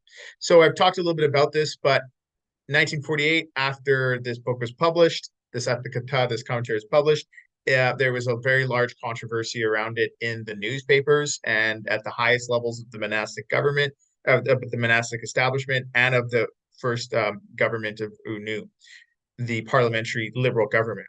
And so this controversy was about 3 things that I can identify. One is the non-normative Pali style. So that's, you know, I don't want to call it bad Pali style because it's different. It's non-normative. I think it might have been a spoken Pali that was written down. There's some grammatical mistakes, or there are some mistakes with tenses and certain things that probably shouldn't have been mistaken. But I think it gives us a sense of what is modern Pali and especially kind of a vernacularized Pali. There's also the controversy about the bhikkhuni or the bhikkhuni in the Burmese pronunciation. So Buddhist nuns who women are not able to be ordained in modern South and Southeast Asia. But this particular figure actually promoted for women to become full-fledged nuns, to receive the upasampada, the higher ordination, and kind of become within the sasana, as we would say in kind of the Burmese terminology, as opposed to just supporters of it on the immediate outside. So that was highly controversial. I've written a paper about that. I think that's an extremely important issue. But the one issue that I'm going to talk about today is the katina reforms. And so for those of you who are not familiar, katina or the katane in the Burmese pronunciation, are the robes that are given during the rain retreats to monks, and they are kind of special spiritually charged robes in the sense that the donors who give these robes to the monks get an increase of merit back in return. And so it's actually an extremely important ritual for South and Southeast Asian society, especially in places like Thailand and in Burma. I don't know as much about the case in Sri Lanka, but it really tightly connects the donors, the lay community, and the monastic community. It's a part of the monastic economy, the monastic lay economy, and it's a kind of a point in time where it shows you how the monastic community relies on the lay community and vice versa. And so it's a very important moment. So what I want to do is I want to look at the Milinda Attakatha and in particular, the reforms that the Mingun Zedurun puts forward and see how these were dealt with and how they actually led to the rise of the monastic court system. So you can just, if you don't have to read everything, just really pay attention to the parts in green. And he says, so the Mingun Zedurun writes, and this is again the commentary on the questions of King Milinda. So what's Katina issues doing in the commentary, in the Milinda Panha? That's an interesting question on itself. We could talk about later. But he says, how is the Katina spread? And he says, well, there's essentially two ritual formula, and I've given you the Pali below. We donate robes for the Katina. The donor says this, atatam hoti katinam. That's one thing that the donor would say to properly spread the katina. The other is katina chivaram dema. And so this is, we donate robes for the katina. These are the two things that a donor must say during the katina festival, during the rains retreat, in order to properly donate the robes. And these two slides just show you that in order for the Mingun Zedurun Sayadaw to make his case, he's looking at a commentary on the katina in the Mahavagga Attakatha. And so we give katina cloth. I've given you the Pali there below. And then he also turns to the Buddhaghosa's commentary, attributed to Buddhaghosa commentary on the Patimokkha. And that's where it says, with this, imina katinam attarata. And so with this, may you spread the katina. So the point here is I just want you to pay attention, if I may speak so bluntly, to the fact that it's commentary that is doing the justification work, that is legitimizing these particular phrases. It's not so much the suttas, as important as they are, but it's the commentary that kind of supports these ritual actions, essentially. And so the Mingun Zedurun Sayadaw, going back to the Milinda Panha Attakatha, he says there's basically three ways that you can have a proper spreading the katina. One is completed on the occasion, one is completed at the right time, and one is completed at the right production, through the right production of the right action. And he says, what is completed on the right occasion mean? And he says that in order to understand what giving a katina properly according to the right occasion means, it's not given with any identifying marks. It's not obtained with any speaking of its worth. So it's like, oh, I bought this amazing katina for you. It's made out of lotus and it cost me a lot of money. I'm going to go into the poorhouse for it and I'm going to give that to you. That's this roundabout talk if you look at the Pali. and it's not obtained by speaking of its worth, which is kind of connected to the first one. So he says, even if you give katina at the wrong time, because there's very kind of specific times when you give it and when the katina privileges are revoked and invoked and what have you, even if you give it at the right time, it can be considered completed on the occasion or given at the right time. Kala chivaram, robe that's given at the right time. And this is an important concept for the Milindapan. So why is it considered? Generally because of the perfection of the occasion and the appropriateness of the cloth. So I'm getting into a little of the Vinaya weeds here, so to speak, but I think this is still kind of important. So I'll try to go through this a little bit more. I see I only have about 10 minutes. But he says, we give cloth to the Katina Sangha at an inauspicious time. And even though we give it at the right time during the rains retreat and what have you, it can be considered given cloth that's given at the wrong time. And why is that the case? Because we say the wrong things. Essentially, if I can really simplify for this, the donor does not have the proper ritual formula when giving the robe. And you can see I've given you in the poly several, we give this material for the katina to the Sangha, we give it to the both Sanghas, we give it to the Sangha which completed the rains, so on and so forth. And so if you see what he says here is that even though these are conventionally used formulas, they do not come down to us in the Pali Canon, and especially they do not come down to us in the Atthakatha, in the commentaries. And so this is an important point, caused a great deal of controversy, given how important the katina is for the monastic lay relationship and the monastic economy in Burma, especially post-colonial Burma. Now, the insane Mingun Sayadaw, who's another important meditation monk and the student of the Mingun Zedun Sayadaw, he wrote a reply in the New Light of Burma in December 20th, 1949. So these are national newspapers, most important newspapers in the country. And he says that the problem is that when a donor uses the word imang, just a simple Pali word this, and sangasa to the Sangha in the dative case, you're actually demarcating and marking off the robe. You're essentially mutilating the robe in some way. You're wrecking the robe. And this is very interesting.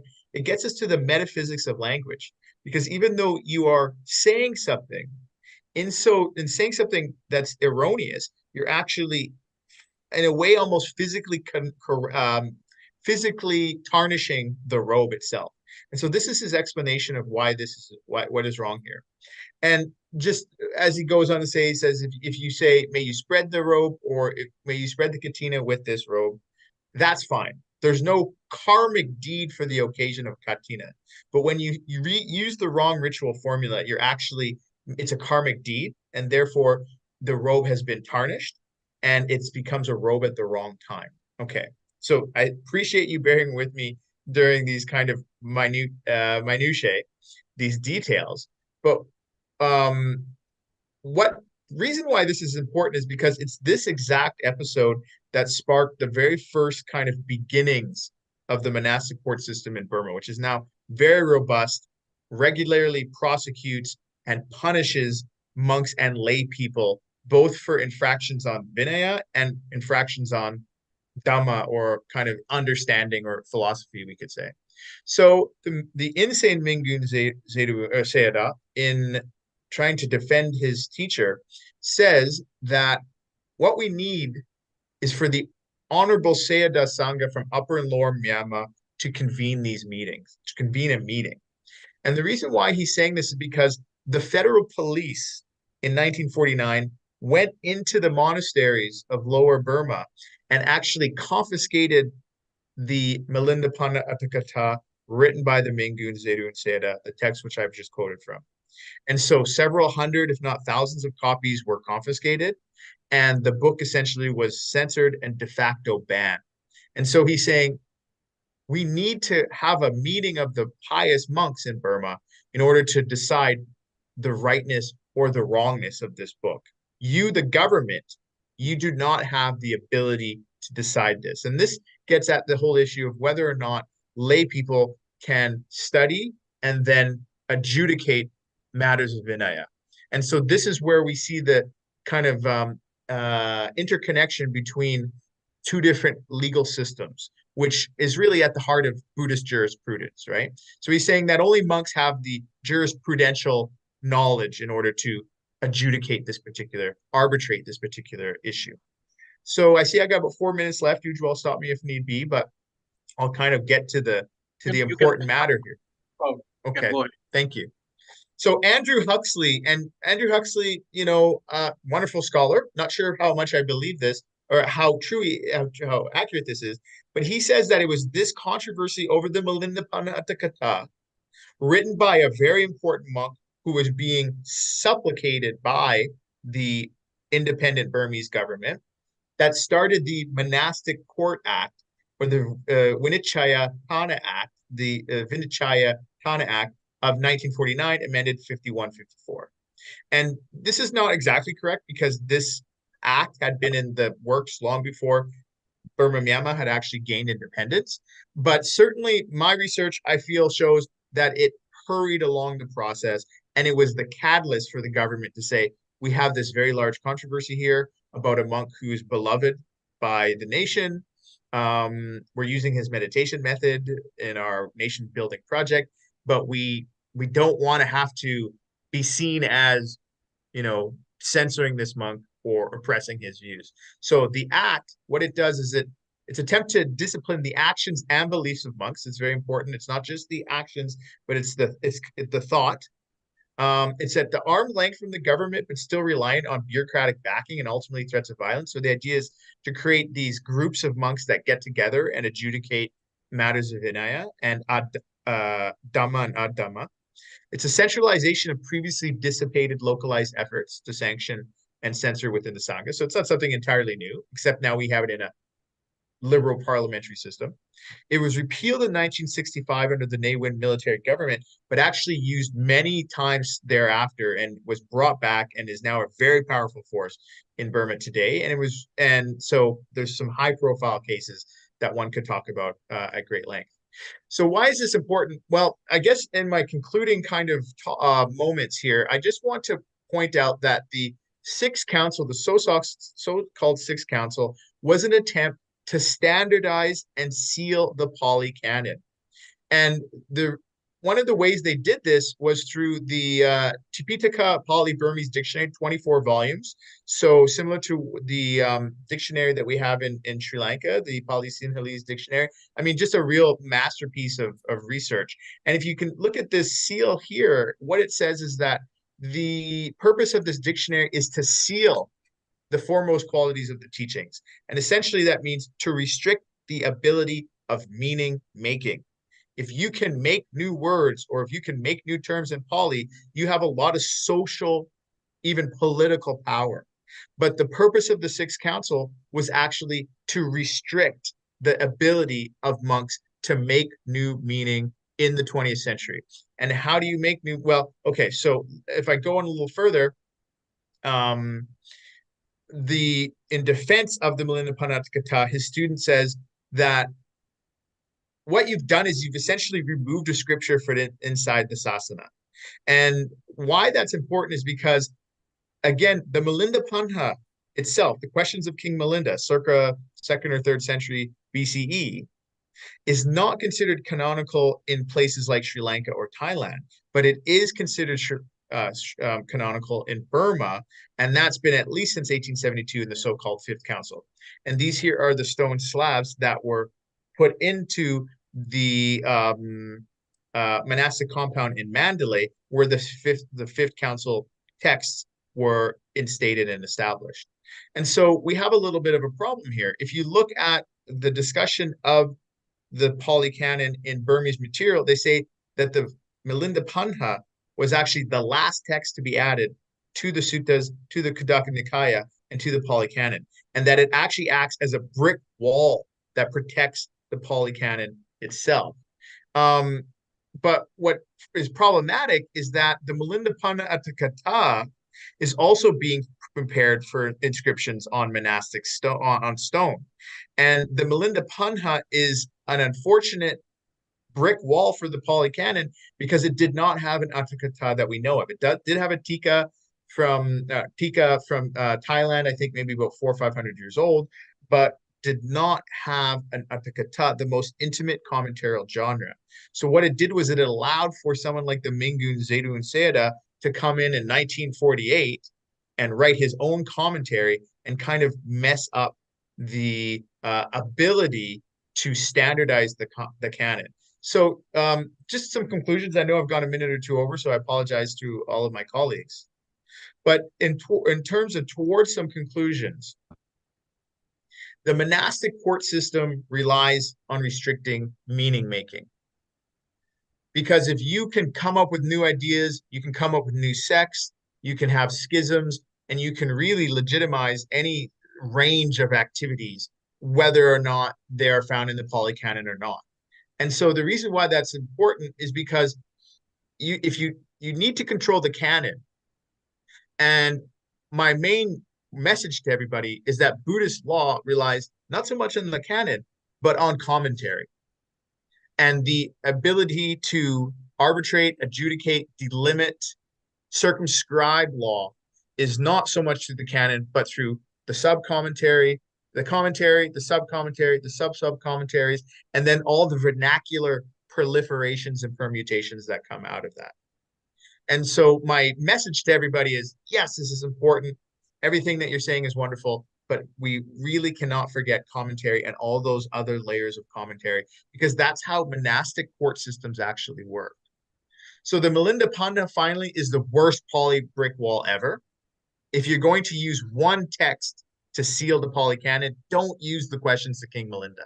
That's partly because it's coming from outside Theravada, so it has some, arguably foreign elements that have been assimilated to a degree. Second, because of its dialogical, dilemmatic structure of the debates and of the horns of the ram, the contradictions that fuel that text and move it forward.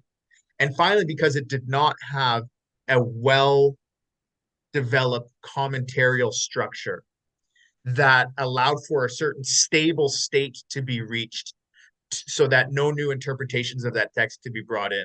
So by the Burmese Sangha allowing the Milinda to be part of the Kudak Nikaya, an event which actually caused great consternation and debate amongst the Sri Lankan and the Thai delegations at the so-called Sixth Council in 1956. They almost walked out because the Milinda was included.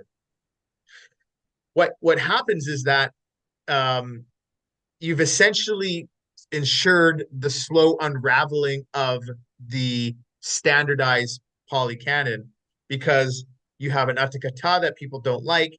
Maybe someone will write a new Atthakatha, maybe someone will write a tika on that Atthakatha, so on and so forth. And so because it didn't have that commentarial stable stasis, the Milinda Panha was not a very good choice, was the worst choice to standardize polycanon. And the last thing I'll say, I've gone over 5 minutes, I'm terribly sorry, but commentary is the basis of the court system. It's also the source of change and evolution. And so if we want to take something like Pali materials and suttas and what have you, and use them as a basis for Buddhist jurisprudence, it's commentary and sub-commentary, so on and so forth, that is going to bridge the gap between these venerated but ostensibly very ancient texts and the problems that the modern world faces today. So commentary, I believe, is the key for us not only to understand that, to even introduce our own changes in evolution. Thank you very much, everyone. I appreciate your time. Thank you, Dr. Scott, for this wonderful lecture and highlighting the Kathina issues in the days where the Sri Lankan also practicing Kathina, and Kathina ceremonies is going on here in India also. So nice of you for this wonderful lecture. And you touched a very important issue on Milan Panyo. The first time I came to know about the introduction of Milan Panyo in Fifth Buddhist Council, that they have introduced Milan Panyo as a canonical text. I always ask myself that what was the time when Milan Panyo was included in canon? So I just get the answer from you. So nice of you. Thank you. So actually, next speaker is Dr. Hume Margulis. I don't think so. Hume is here now. Actually, whenever Dr. Hume joined this, Dr. Hume is here from USA? I don't think so. Actually, when he joined, to this platform, the hacker started activities. So I think there is some problem with his connection, and that is why he is not here. I just tried to email him several times, but he is unable to join us. And whenever he will join, the problem is started. So we have to leave him right now here. And if possible, I will try to include him in our tomorrow's program. Our next speaker is Miss Sudvili Kondage Lathisa Janangi Ramanaika from Sri Lanka. Sorry for my pronunciation. And in short, I can say S.K. Lathisa J. Ramanaika. She serves as an assistant lecturer or lecturer in charge of the language unit at the Sri Lanka Institute of Tourism and Hotel Management. She holds an MPhil in linguistics and MA in linguistics from the University of Kelaniya, along with a BA in language from the University of C. Jayawardena. She is going to speak on as a topic cognizations of Buddhist jurisprudence, harmonizing ethical, juridical, and spiritual synchronicity in the contemporary global tapestry. So welcome, Mr. Ramanaika, to this platform. Please start your lecture, and you have 20 minutes time. Please try to complete your lecture within 20 minutes. Thank you so very much, Doctor. And now, Muddaya, today I would like to focus all your attention on harmonizing ethical, juridical, and spiritual synchrony, the cognizance of Buddhist jurisprudence in the contemporary global tapestry, which is a relevant and I think it is a timely topic, even for today at the very beginning. These things are so crucial and pertinent. So, let me begin my presentation in the intricacies of the contemporary global tapestry. The pursuit of harmony between ethical, juridical, and spiritual principles emerges as a paramount concern. So, exploring Buddhist jurisprudence unveils a profound cognizance that resonates across cultural boundaries, obtaining insights into the alignment of these fundamental aspects. This professional expose today delves into the intricate interplay between ethics, law, and spirituality, offering a glimpse into a holistic approach to harmonizing various dimensions of human existence. Then, before I begin my today's presentation, let me define some of the key terms for you to fully grasp the core essence of my presentation. You can see ethical principles, juridical principles, and spiritual principles. To fully grasp the depth of significance of Buddhist jurisprudence, it is essential to define key terms. According to my perspective, ethical principles refers to the moral values and guidelines that govern human behavior. Juridical principles pertain to the laws and legal systems that regulate societies. Spiritual principles encompass beliefs and practices related to the metaphysical and transcendent aspects of life. Understanding these terms will provide a foundation for exploring the harmonization of these dimensions within the contemporary global situation. Then, importance of, as you can see, ethical, juridical, and spiritual concern. Achieving synchrony among ethical, juridical, and spiritual dimensions is crucial in shaping a balanced and harmonious society. By aligning ethical principles with juridical system and spiritual beliefs, we can establish a framework that promotes justice, compassion, and holistic well-being. According to my view, This integration fosters a deeper understanding of the interconnections between individuals, communities, and the global fabric, leading to a more equitable and peaceful world. Then, let us have the overview of Buddhist jurisprudence. Buddhist jurisprudence provides a unique perspective on achieving synchrony among ethical, juridical, and spiritual dimensions. It emphasizes the principles such as compassion, nonviolence, and interdependence. As Anagarika Dharmapala correctly pointed out. Then, the Buddhist jurisprudence promotes restorative justice, mediation, and mindfulness in legal systems. By incorporating these principles, we can create a legal framework that not only upholds justice, but also nurtures individual and collective well-being, leading to a more harmonious and equitable society. Then, as you all can see, Buddhist principles of ethics and justice. Buddhist principles of ethics and justice offers valuable insights for creating a harmonious legal system. These principles include compassion, nonviolence, and interdependence.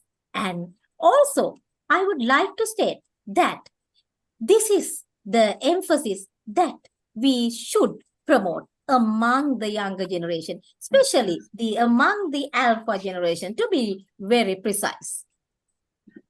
Then, applying Buddhist jurisprudence in contemporary global context, which is the most difficult aspect of everything. In contemporary global tapestry, Buddhist jurisprudence can be applied to address current challenges and create a more harmonious society.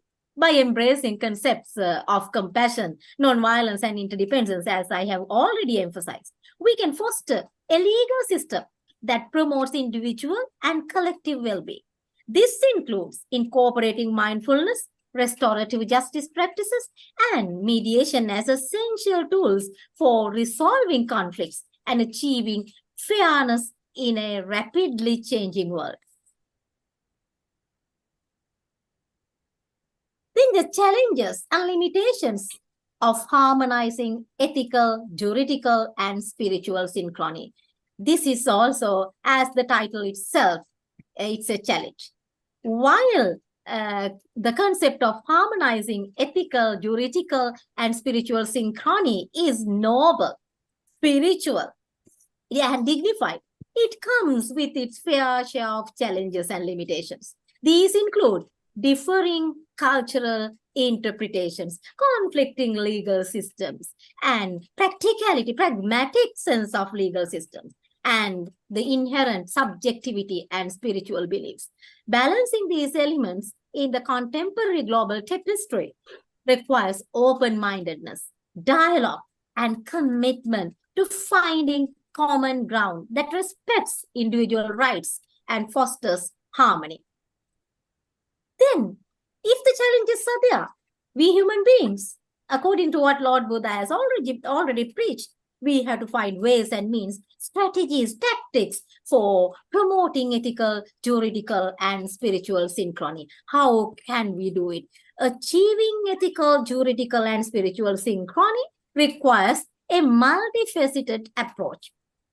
Strategies include fostering intercultural dialogue and understanding, promoting human rights and equality, integrating universal ethical principles into legal frameworks, and embracing the principles of, again, compassion, forgiveness, and mindfulness in both legal and spiritual practices. I think these strategies can help create a more harmonious and just global tapestry that respects diverse cultural and spiritual beliefs while upholding fundamental human rights.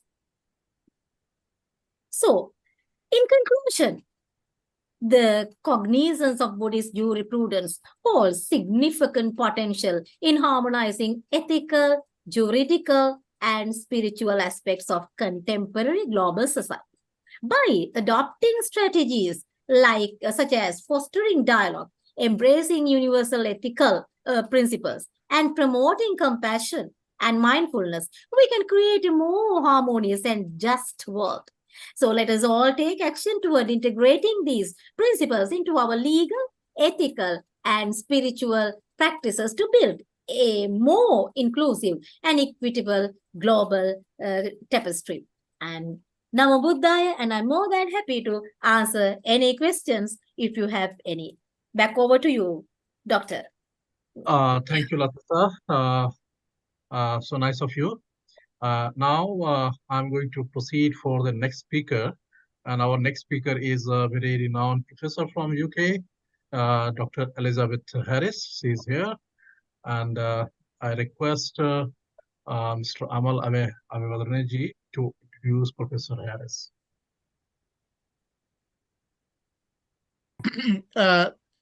Thank you, Ujwal.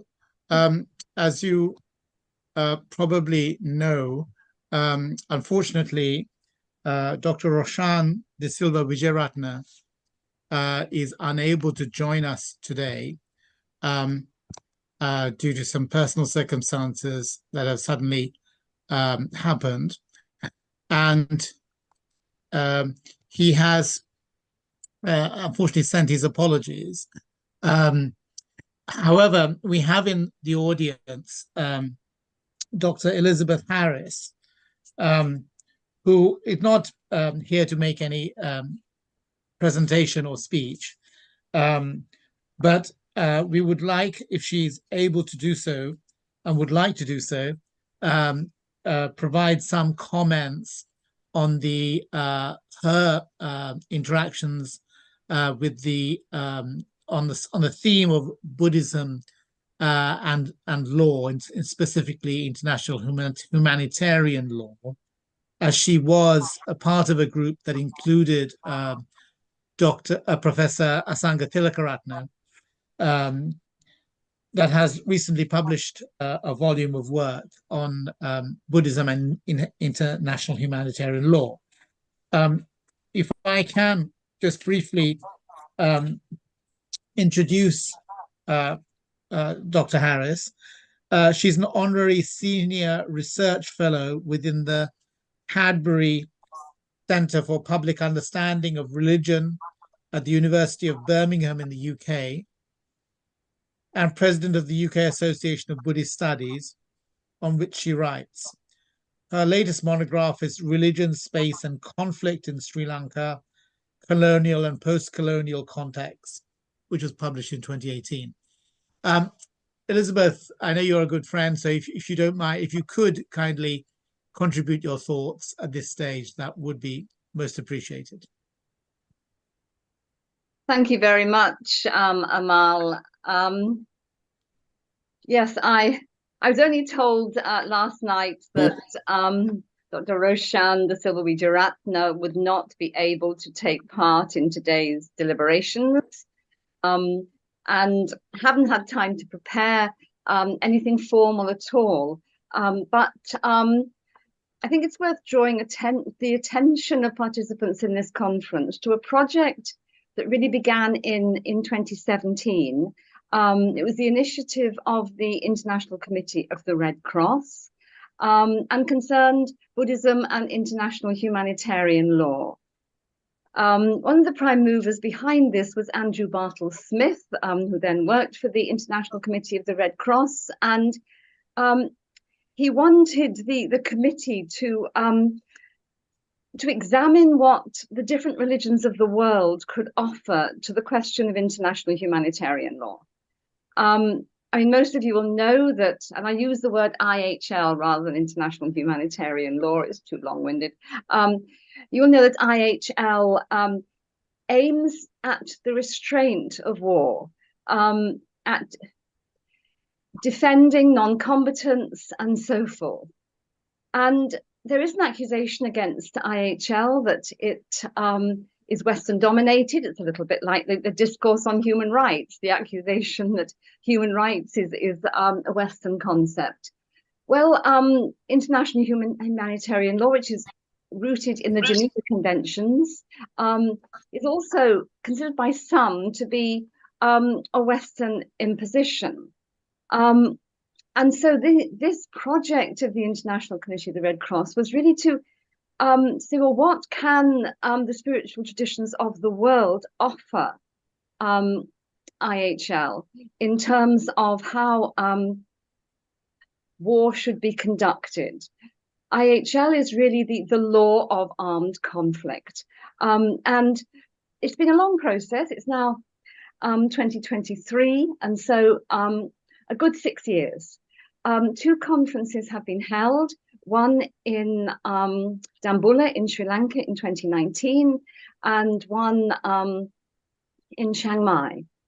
And we have produced a series of articles in the journal Contemporary Buddhism, and also just out, if you can see it, is this volume published by Routledge, Buddhism and International Humanitarian Law. I will just read to begin with from the preface written by Andrew Bartle-Smith. What guidance can Buddhism provide to those involved in armed conflict, and to belligerents who must perhaps kill or be killed or defend their families, communities, or countries from attack? How, moreover, does Buddhism compare with international humanitarian law, or IHL, otherwise known as the law of armed conflict, which protects non-combatants and restricts the means and methods of warfare in order to limit the suffering it causes? Despite the prevalence of armed conflict in parts of the Buddhist world, few contemporary studies have addressed these questions. While there is a wealth of material on Buddhist conflict prevention and resolution, remarkably little attention has been paid to what Buddhism says about the actual conduct of war. IHL is also still relatively little known in the Buddhist world, and might not therefore influence the behavior of belligerents who self-identify as Buddhists and are perhaps more likely to be guided by Buddhist principles. So that's how Andrew Bartle-Smith kind of opened this collection of articles. And the process has been an interesting one. The conference at Dambulla drew together scholars, practitioners, members of the military, and other kind of interested parties, including chaplains to the military. And we discussed topics from the protection of the environment, the protection of women, to the protection of non-combatants, to the protection of prisoners of war, and analyzed or asked the question, are there Buddhist principles that can feed into and support the principles that are found in the Geneva Conventions? And we discovered quite a lot of resonances. I mean, speakers referred to the, of course, to the Pali Canon. The first conference, well, both conferences have actually taken part in Theravada countries. So, looking at the Pali Canon, including, for instance, the narrative tradition of the Jatakas and the Apadana, for principles and for canonical material that can support restraint in war. So this project has not been about what Buddhism says against violence, so much as what Buddhism can say about the restraint of war when it's broken out. I mean, wars is a fact of our existence. One can only look at Gaza, at the Ukraine, at so many parts of the world, and also previously at the ethnic conflict in Sri Lanka and so on, and the violence against the Rohingya in Myanmar. It takes war as a feature of our existence as humans, and says, how can it be restrained according to the principles of Buddhism? I wrote an article in this volume about Buddhism's empirical realism, the fact that there is a realism in the Pali Canon which accepts that violence is almost inevitable in a world where greed, hatred, and delusion really take principal place in human societies.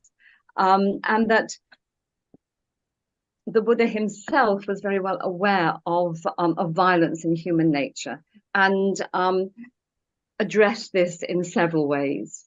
So my contribution also stressed that there are resources in the Pali Canon to explain and to give us tools to understand why violence and war can sometimes be so intractable, because the human mind, is imprisoned by wrong views and by ignorance and so forth. But this is a project that goes, that continues.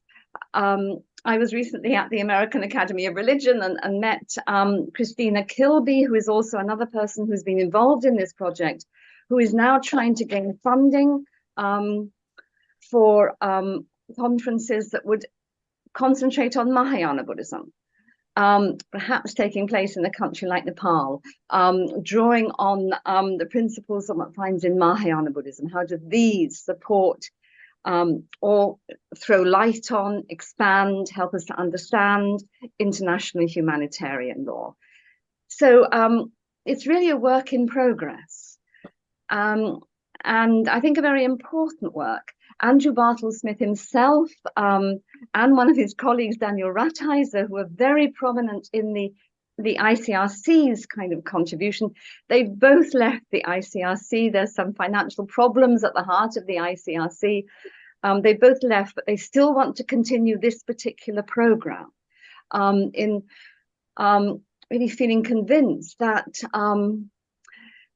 the conduct of war can be tremendously helped if religious and spiritual principles are brought to bear in kind of exploring how restraint in war can be truly honored. And so Buddhism is at the moment, I think, the most important part of this project. But work has been done on the Islamic tradition and international humanitarian law, Hinduism, and so forth. I think that's all I can say at the moment. If I'd had a little bit more warning, I might have produced something much more polished with the PowerPoint and everything like the previous speakers. But I thought it's important for the conference to know that this is an ongoing project which has already come up with a substantial publication on the specific issue of IHL, international humanitarian law. Is that enough, Amal, for the moment? That is more than enough.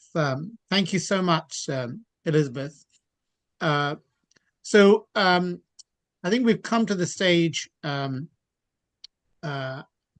this academic session where we'd like to invite the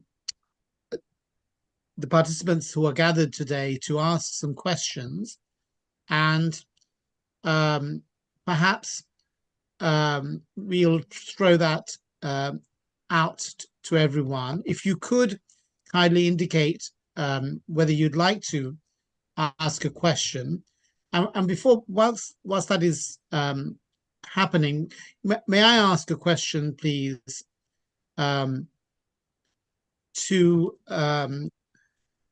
Miguel?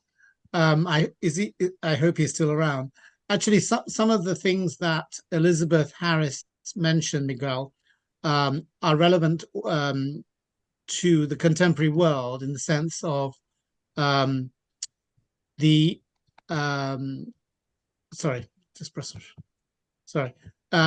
the sense of the UN Human Rights Council and its impact on the world and human rights generally. Is there and then there's obviously various NGOs and countries that are having to pursue human rights agendas for not only for their own citizens, but for citizens around the world globally. Do you sense that the Buddhist world can contribute more to the narrative for as the UN Human Rights Council?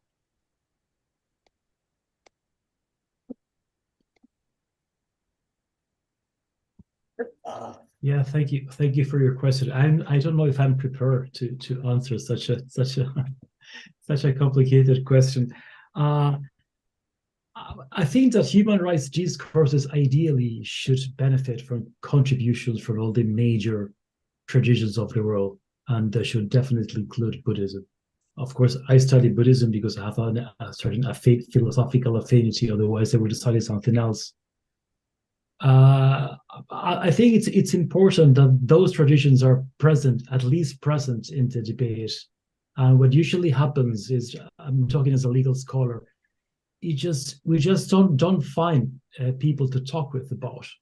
This is a Buddhist society, so everyone is very knowledgeable in Buddhism and so on and so forth. But if you go to like a legal studies conference or a conference on international law or constitutional law or whatever, just Buddhism is still like a very exotic, let's say, field from which to make proposals and propositions and so on and so forth. So of course I'm convinced that philosophically speaking, they're very valuable elements in the way that things are presented, and I try to highlight that in my presentations.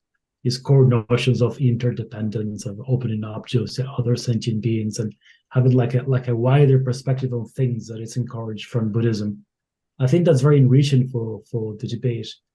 What usually happens is that there are very few people is speaking in the name of the tradition and this kind of forums.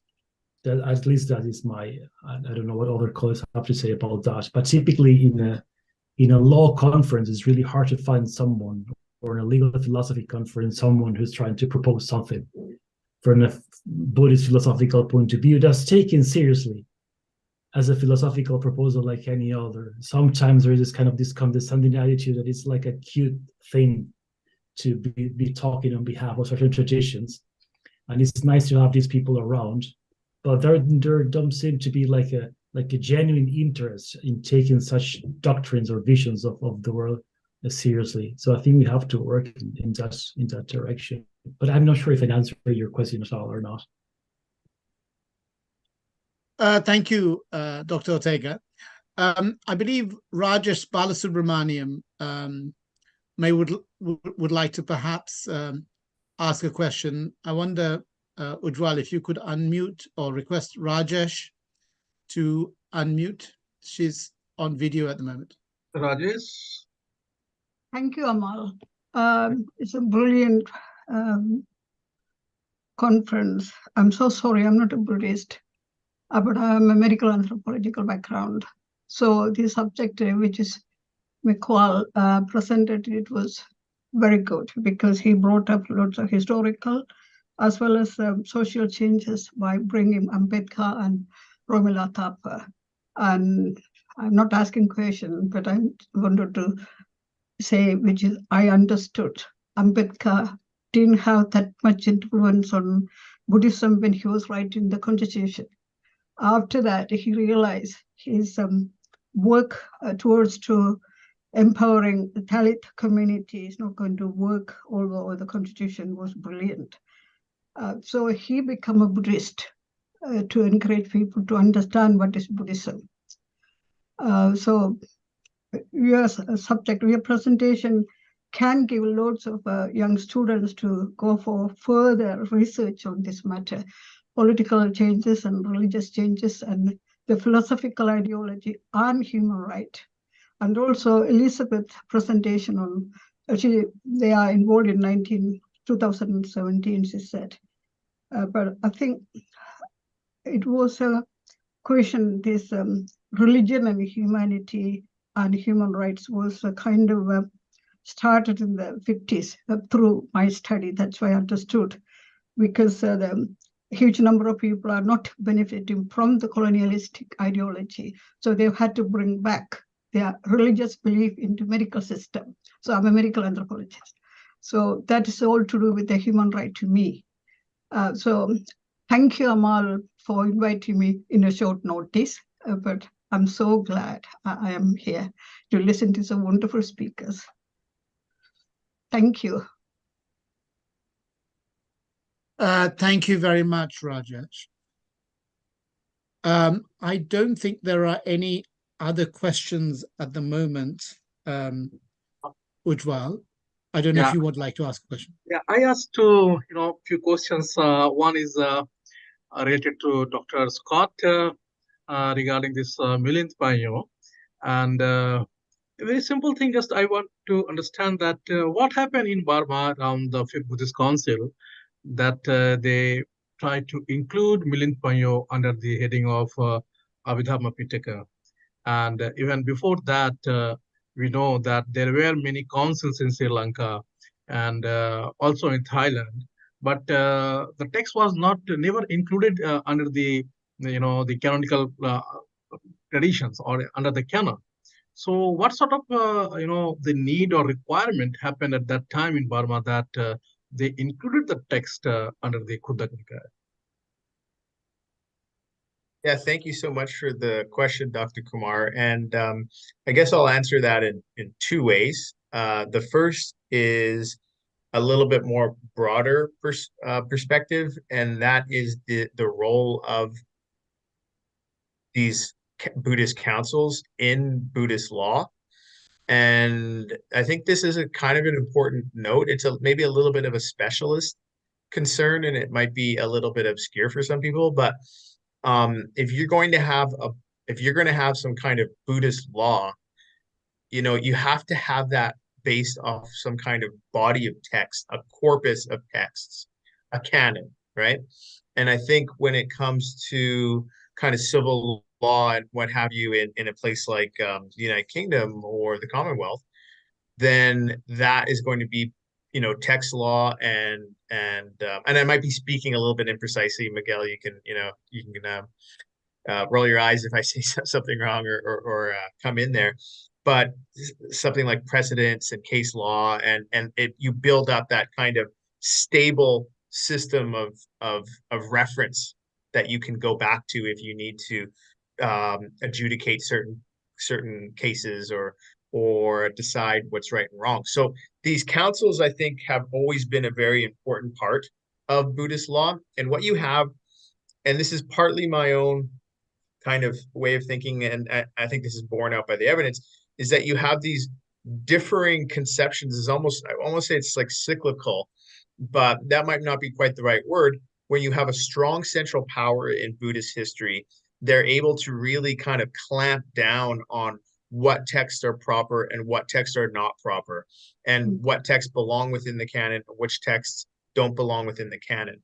And then over time, just like, if we see something in places like Southeast Asia, where the power of the king or the sovereign sometimes doesn't extend very far outside of the city walls of the capital. And as you go further away from the capital into the provinces and what have you, that power weakens and lessens. And so that's true also of the Pali Canon. And when we think of Buddhaghosa, of course, Buddhaghosa has, in a way, standardized what counts as Pali Canon and what doesn't, in the 3rd, 4th century of the Common Era back in what we now call Sri Lanka.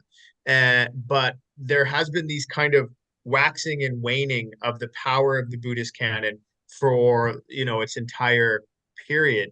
And sometimes that leads to a much looser period or a looser understanding of what the canon is. And so in Thailand, 300 years ago, if you were to go and say, here's some grammatical text or here's some text on astrology and not spoken by the Buddha, they would be considered part of the canon. If the monarch would say, hey, I want you to copy the whole canon, then you'd get niti texts and all these different things that we today don't feel are part of the canon. So very important Buddhist law.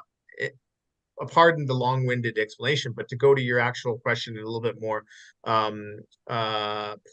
pointedly, Ujwal, what happened, I believe, in maybe about 2 centuries ago, really hitting its peak in the mid-20th century with the so-called Sixth Buddhist Council, is the rise of what I call an exclusive canon de jure. And the reason I use that term is because you have the Kombang dynasty in Burma, and so that was from about like 1752 till about 1886, 85, and that really was able to centralize power in a way that hadn't been done in Burma for quite some time. And all the bureaucratic and kind of administrative apparatuses that resulted from that. And so there was an effort, especially by King Mindon starting around 1850s, to make this exclusive canon. And that happened in part because of the anxieties of donors who wanted to sponsor canon or the writing of Buddhist texts, and they didn't want all these weird texts to go in there, especially texts that maybe had kind of Hindu background or backgrounds in like Vedic astrology or what have you, right? Or kind of Paninian grammar, things that maybe are ostensibly not Buddhist. And so where does the questions of King Milinda come into there? Now, that's the really interesting question. And I haven't, Christian Lamertz at Rutgers University has shown that the Milinda Panha has been part of lists of the Pali Canon in Burma for quite some time. But it's been a little bit ambiguous where it is. I think where it really starts, and again, sorry for the long-winded answer, is when King Mindon wants to build Mandalay as his new capital city in the 1850s. So Ava and Amarapura, former capitals, a little bit too close to the British gunboats, I'm afraid. And so by building Mandalay in the 1850s a little further up away from the river, King Mindon actually relies on certain metaphors in the Milinda Panha to build his new royal city. And so the Milinda Panha has always been a really interesting text, but when you have, and that people have used the metaphors, very rich metaphors, but when you use the metaphor of, I can't remember, it's like the Dhamma city, I could give you, if you write me, I could give you the exact place in the Milinda Panha. He uses the Milinda Panha to be able to show to build his capital city in the grid and what he understands as capital city. So because of that, the Milinda Panha becomes a very important text, one that needs to be legitimized because of its basis for the new capital city. And so it's probably was de facto canonical beforehand, but it's the Fifth Buddhist Council in particular where it is cemented. And what's interesting is that it seems to be a last-minute decision. There's no editorial team that was assigned to the Milinda Panha like there was in some of the other texts. And so the Fifth Council, it's one of the last stone marble slabs to be added, the Milinda Panha. And I guess the last thing I'll say is that the Sixth Council couldn't contradict the Fifth Council, so they too had to add the Milinda Panha. The Milinda Panha became the source of a lot of interesting texts in the first half of the 20th century and late 19th century. And I mentioned this briefly, but the Sri Lankan and the Thai delegation of the so-called Sixth Council, which was nominally international, wanted to walk out because of the inclusion of the Milinda Panha. And even the Mahasi Sayadaw, who is well known as being a meditation master, he actually was, he had raised many, many issues with the Milinda Panha, why it would be problematic. But I guess all I can say in a really long roundabout way is that it happened in the Fifth Council because of the prerogative of the king. As the king becomes more powerful, that king has the ability to actually decide what the constituency of the canon looks like. Sure. So, Dr. Amal, I think one Yes. Lakshman Yeah. or If I could just initially move to Sudharma Virakodi. Yeah, Sudharma Virakodi. Okay, please go ahead. If you could unmute Sudharma, please, and then we'll go on to Lakshman soon after Sudharma's question is answered. Go ahead, Sudharma. Good afternoon, everyone. Thank you very much, Amal, for inviting me to this conference. I really appreciate it. I really gain a lot of knowledge. And listening to Professor Elizabeth Harris and the other respective speakers. I just have a small question, actually, to ask from the world educators as an educator. Is there a Buddhist perspective or a curriculum to develop young Buddhists' philosophical view of this place? It's because I just feel that I mean here is that I was in education for a long time now, more than 25 years, of Buddhist education as a Buddhist educator for children. I always see this very traditional perspective only, but these concepts are not going to the children. We all talk as an adults and have conferences and all these things, but somehow I feel that these beautiful concepts in Buddhist philosophy and also the way of life need to be transferred, but I don't find any. Just maybe it is my lack of my opening, or just maybe it is not there. I don't know. I just humbly ask this question to get an answer to support our young generation, please.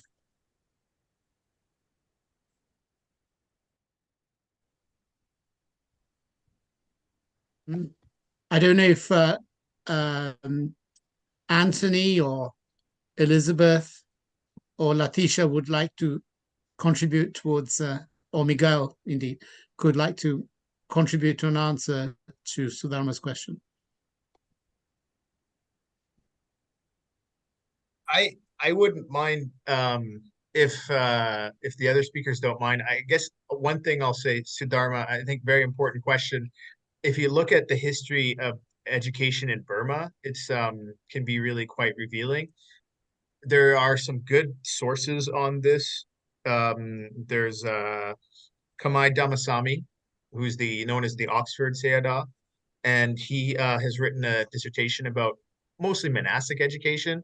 But when you think of what did education look like before the British came in, what's interesting is that it was heavily based on memorization and orality. And so we oftentimes think of education as being something that you read and then you're tested on that. And I think that is important. But I think something like being able to memorize a certain Jataka tale, or like the Mangalam Sutta or something like that, is not just which is what people would, which was young people would have done 1850 up until the annexation of Upper Burma in 1885, 86.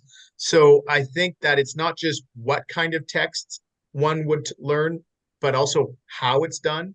And so when I think of my own education, I read a lot. Do I remember any of that? I'm not exactly sure. And so I guess all I'd say is that when it comes to the pedagogical way of training students, training that mind was really important for Burmese up until the British period, and that would include maybe memorizing certain texts and then being able to withdraw that at any moment. And so there's kind of a saying that Burmese people of a certain generation, the last thing they would do before they died is they would remember that small text, Pali text that they memorized from when they were 5 years old or 10 years old or what have you. So there are some interesting. The other thing I'll say is that it's often quite gendered as well in a place like Burma. And so whether you have men or girl children or boy children learning things. And so there's some interesting research on Tilashins, and those are like kind of non-ordained, semi-monastic, semi-renunciate nuns in Burma. And so it's oftentimes gendered, but yeah, I would just say the curriculum is important, but also how the students are engaging with curriculum. Thank you for allowing me to indulge a little bit there. Could I say something? Please go ahead. Can I say something? Sudharma, are you based in the UK or are you based in Sri Lanka? She's based in London. She's based in London. Okay. Right. So yes, I mean, I've done some teaching at university level, but also teaching in schools in Britain. And yes, some of the material in religious studies and on Buddhism, I think, is very weak. It's not really engaging with what students are interested in. I think it's a question of yes, what questions are teachers asking students to think about? I mean, for instance, on international humanitarian law, there are some Jataka tales that relate to the conduct of war. Now, if teachers can bring these in and link them to, well, could this be applied to Israel-Gaza? Could it be applied to where there's conflict? it's often, you know, the creativity, I think, of the teacher. But yes, I think material is there, and we should, yes, we should try. I know I've got a colleague in Buddhist studies who's in St Andrews University, Alice Collette, who started something called the South Asia History Project, which was engaging with teachers on presenting Buddhist history in South Asia in an accurate and creative way, particularly with reference to women and political and contemporary issues. Yes, I'm not sure how the project is going now, because she's also engaged in another project. But yes, there are some of us who are asking the question, how can we get into schools kind of accurate information that would really inspire students to reflect on things such as human rights and war and the conduct of war and women and that kind of thing. So don't know if that helps. In order to answer Sudharma's question, may I add something? You know, I worked on Niti literature, and there is one book called Lok Niti. And this book was very interesting from 14th century onwards to before modern education, British modern education system. All the Buddhist monastery used that text, Lok Niti, as a textbook to introduce their kindergarten students. In Burma, there is one term, Burmese term, maybe my pronunciation is not correct, Sel Saw Tue, that is called 10 books collection. And these books are especially prescribed for non-religious teaching. I mean, for the worldly teachings. And especially all the Niti literature, like this, particularly the Lok Niti, is the first book introduced to all the Burmese people in order to know the worldly, knowledge. And that was prescribed in the monastic education system. And in this text, you will get all sort of stuff, what we are discussing here now, and also how to behave with women, how to behave with parents, the importance of study, and blah, blah, type of things. So that's a very interesting thing. I worked on this and I published books, like this. This is my work on this Lok Niti, and I published some other Niti works also. I think one German scholar also did PhD on this Pali Niti text of Burma, and published from PTS also this volume. So in order to see the Buddhist, text edited to the layman, one should consult that text, Pali Niti text of Burma. Thank you.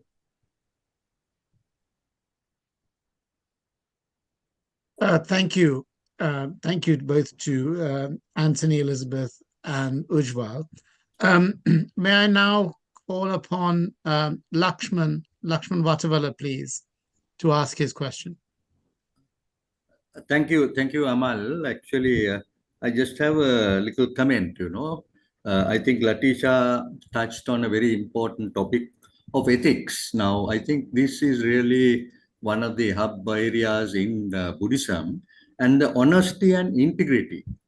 Because I feel that we need to stress on this, on the honesty and integrity, because it covers all aspects of the personality of a person, to how to build it and do. So I would suggest that a little more emphasis be given to this area, because this is an area where practice is required. Because one may have the theory, but really the honesty and integrity that to be taken into account. Thank you very much, sir. I will do it. Can I just ask a general question to all the speakers as well? So I think Elizabeth, and to a certain extent Miguel, also sort of highlighted the issue of the law currently, as we see it in most countries, as being sort of Western dominated, shall we say, in terms of geopolitics.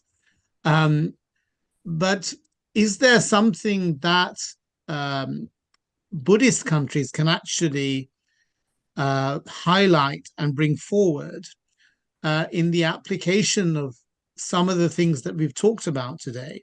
So, for example, maybe this one question may be aimed more at Latisha. So, in the context of dealing with the legacy of conflict in Sri Lanka, and with Sri Lanka being a majority Buddhist country, is there a way that Buddhism can come into play into, for example, the setting up of a truth commission or the framework for such an institution? Just as, for example, the Truth Commission in South Africa was modeled on Christian principles and led by Desmond Tutu. Could something like that precipitate a move towards Buddhism having a greater impact in world judicial context through a country like Sri Lanka, for example? Latisha, I don't know if you want to comment on that. Thank you very much for the question, sir. Yes, I think the answer is a definite yes, because Buddhism has given us insight and also a lot of perspectives with regard to law, as well as how we can incorporate the essence of Buddhism into the framework of law. So I think I would answer your question in this manner. So if we talk now, before establishing law and order, sometimes before establishing kind of new segments, now for an example, some bylaws are there. So before that, music noticed on Spotify, I think then I have a solution for you. I figured out how to. Yes, then I think the methodology, I think we all, first of all, we all have to, now, if it is, now in Sri Lanka, most of the people are Buddhist, because the majority is Buddhist, because Buddhism holds significant cultural, ethical influence in Sri Lanka, historical and presently. In the context of a war-torn society, Buddhism can potentially offer a framework for peace building and reconciliation due to its emphasis on non-violence, compassion, and ethical principles. So that I think before establishing new laws, new bylaws, and this non-violence or ahimsa and compassion and forgiveness, ethical and moral guidelines, and mindfulness and meditation, these things have to be included without punishing, rehabilitate. Okay, I think all human beings are not perfect. Therefore, I think Buddhism can, the essence of Buddhism can include it in the new bylaws or revision of laws. Non-violence, Buddhism inherently advocates non-violence. This principle can serve as a foundation for conflict resolution, encouraging peaceful dialogue and negotiation of armed confrontation, and promoting non-violent communication and conflict resolution techniques inspired by Buddhist teachings could help mitigate tension. So that I think new laws and new bylaws, as well as the revision of laws, have to be integrated or incorporated. The essence of Buddhism has to be incorporated. For that, I think the relevant authorities have to, must or should invite the relevant Buddhist experts, the experts or the priest, to take part in these conversations, the dialogues, and then take their, or sometimes some experts who present in the unify your people, tools, and processes into one platform, so you can streamline projects, campaigns, sales, and more. Learn how at monday.com. Okay, in this particular audience also, there are, I think, experts who could give kind of, and there are some Sri Lankans also who could give their insight. And as compassion and forgiveness, Buddhist teaching emphasize compassion and forgiveness. So essential elements for healing and reconciliation in post-war societies, like in Sri Lanka at the moment. Encouraging empathy toward others suffering and fostering forgiveness can help bridge divides and promote harmony among conflicting groups. So that ethical and moral guidelines have to be included in the bylaws, even in the institutions, establishments. So Buddhist ethical precepts provide a moral compass that could guide individuals and communities toward ethical behavior and social harmony. So encouraging adherence to ethical principles such as respecting others, honesty, and self-discipline can contribute to rebuilding trust and cooperation. Therefore, I think this, if you can incorporate, while Buddhism holds potential as a guiding framework for peace and reconciliation, it's crucial to recognize that complex societal issues demand multifaceted approaches as well. So the meaningful changes often involves inclusive dialogue, political will, social and economic reforms, justice mechanisms, and broader community involvement alongside religious and spiritual dimensions. So moreover, interpretation of Buddhist teachings can vary, and ensuring an inclusive approach that respects diverse beliefs and perspectives is vital for sustainable peace building and post-conflict society. Therefore, I think Buddhism has answers, and that will help to build or rebuild or revise the existing laws, or build or establish new laws or bylaws for a post-war society in Sri Lanka. Did I answer your question, sir? Amal, can I say a few words? Yes, thank you. Of course, Lakshman, go ahead. Yeah. No, Amal, actually, I think your question was very valid. But what I feel is actually all these things are already there, but it is really the practice. You see, if you look at Buddhism, we have so many TV stations, we have so many Dhamma talks. You see, so this is really how we can ensure that this is practice. Now, you see, why are you speaking of honesty and integrity? Now, you are telling that our country is going through so many problems. Now, a lot of them think that this is an economic problem. It's not an economic problem. It is really a problem of honesty and integrity, because people are playing out, people are robbing the money. So that is why I say that although we have the Buddhist principles in place, even we have the 5 precepts that is there, Buddhism is engraved in our constitution, but really the practice is not there. So we need to work out a method how this can be put into practice, you see, because if everyone is following the path, we will not have any of these problems. It is no point trying to have more and more commissions, because those are really of no use, because ultimately we have to have a system how this can be practiced and put into practice. And of course, if people are not practicing it, what is the sort of action that could be taken? So although people say democracy means then all the legal concepts should apply. All the principles should be applied. So that's why, so Buddhism is really a very, very democratic principle that is there, but unfortunately, they are not really implementing. I totally agree with you, sir. Before we move on, can I ask Miguel he's got his hand raised, so I don't know if he wants to make a comment at this stage.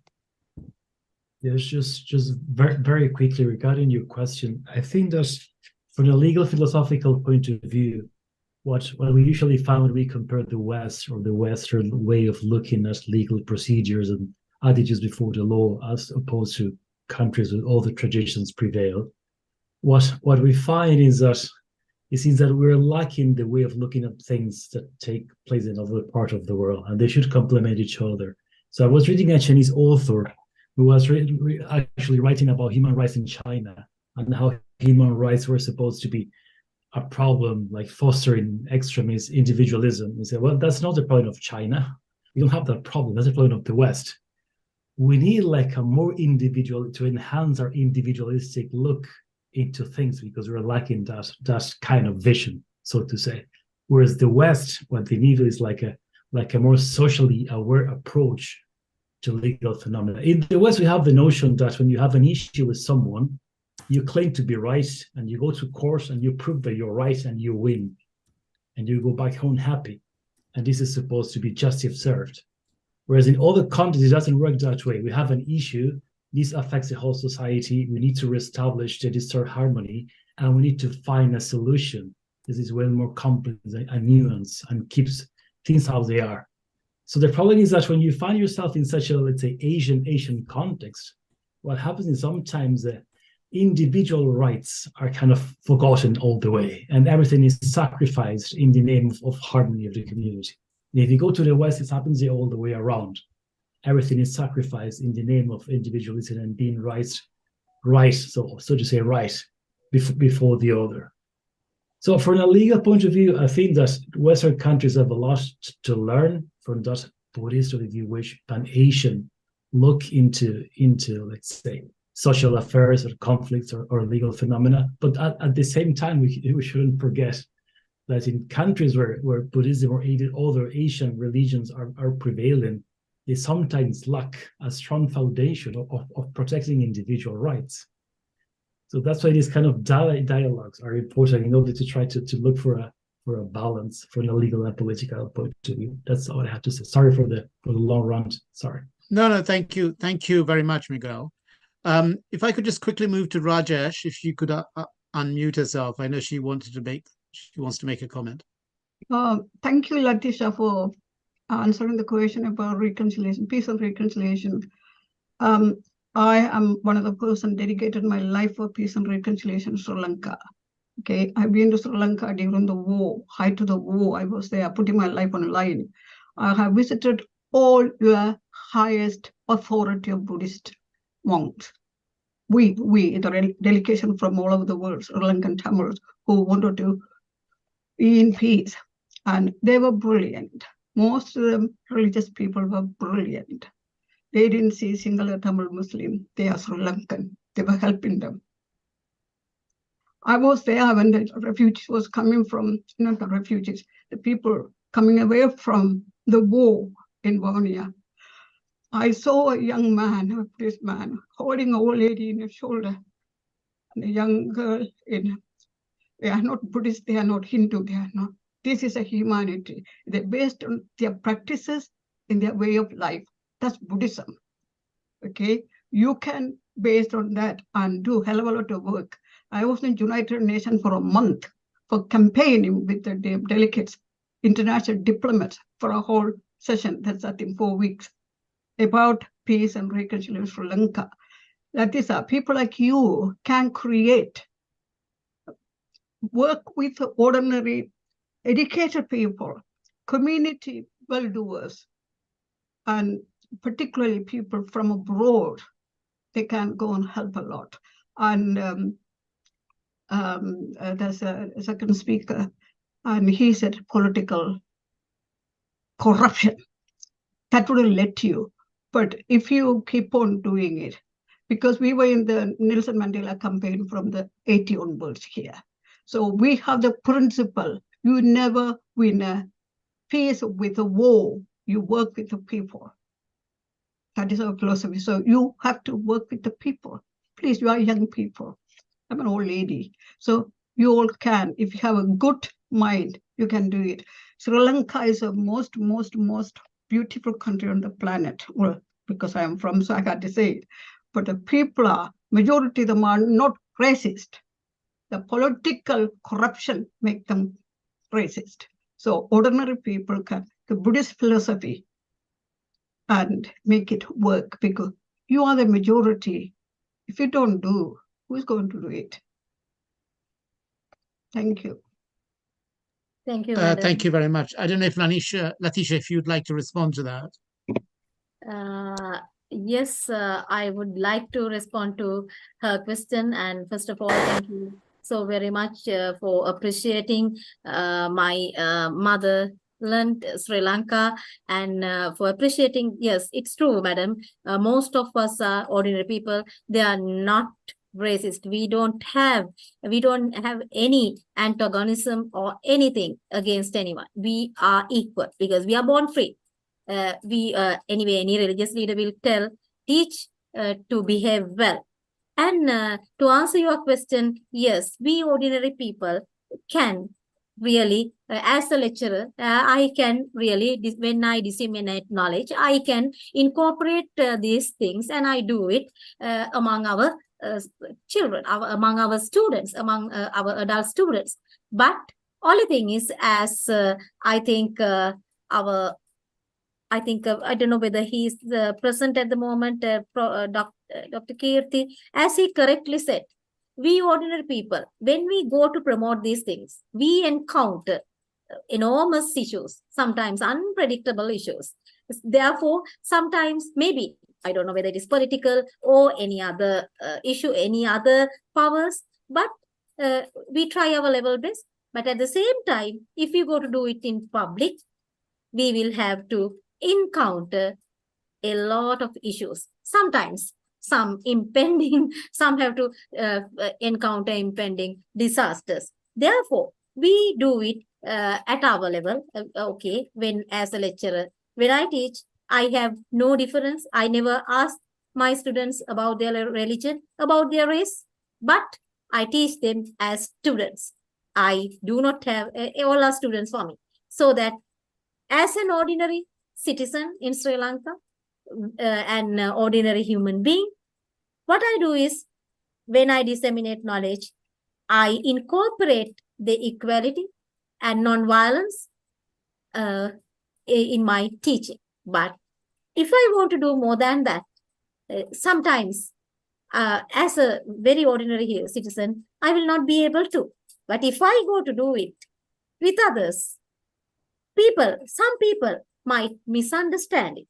Some people might have they will create kind of antagonism for my non-violence, for my preachings and all. Because people have done it so far, people have done it, and people have encountered various issues. When they go to do those things in public, it's very difficult to practice it, as one of the scholars correctly pointed out. But we try our best. I try my best from my level. So I think a small little things, although my attempts may be small, maybe little, but they will have a greater impact in students' life. So that I think they are the younger generation, alpha generation. They will, when they go to society, they will practice non-violence, and they will practice equality among the community. So I think as a human being, I'm happy as a lecturer, I incorporate those values into my teaching. So that I think that I like to do as a community. But anyway, dear madam, it is impractical. You may have heard a lot of stories, and because Sri Lanka is a South Asian country, and sometimes if it was another country, it was a third developed country, first world country, this would have been different. But in an Asian country, there are other issues that we have to look into, multifaceted issues, so that we have to play safe and we have to work, really we have to play in the safe area. So we have always, we have to think twice, we have to think of our life, we have to think of our future, so that by thinking by looking at all aspects, I think I do my level best. I deal with my younger generation, so I spread this message. I think they will practice it. Did I answer your question, madam? Thank you, Latisa. Thank you. Thank you. Shall we go to Dr. Scott? He has raised his hand so that we will. Oh, sorry. I saw that Jayashri Ambedwatkar had a hand raised. I don't want to, or you know what? I'll just say something very quick. This is me being a little bit provocative, partly because one thing that we don't talk a lot about is the economic system, and I kind of slightly disagree with Lakshman, who unfortunately has left, because if you look at the historical case study of post-colonial Burma, I think is very interesting, because you have a country that was 60 years of colonialism, not as long as other places in South Asia, but in a way maybe more pervasive and devastating because they completely destroyed the pre-existing system rather than kind of working within it and impose their own kind of Benthamite law system on it. And so the question was really, can people follow the 5 silas if their stomachs are empty? And so the question, I think, really is connected, and Letitia had said this, with the capitalist world system and how people are able to actually practice Buddhism as opposed to having these ideals. And so I do think that I guess the last thing I'll just say is any discussion of Buddhist humanitarian law or Buddhist human rights or something does have to take in to account the fact that we live in an exploitative system that keeps certain people down in order to raise other groups of people up. And that makes the practice of Buddhism in some ways very difficult. So do you have to have your belly full before you can practice the Panchasila, or by practicing the Panchasila, will you have your belly full? That's a question that they grappled with in post-colonial Burma. And so I just think sometimes we never want to name capitalism. Like, it's kind of the ether that we all exist in. But I think it's important that this kind of discussion takes into account those realities. Thank you for that.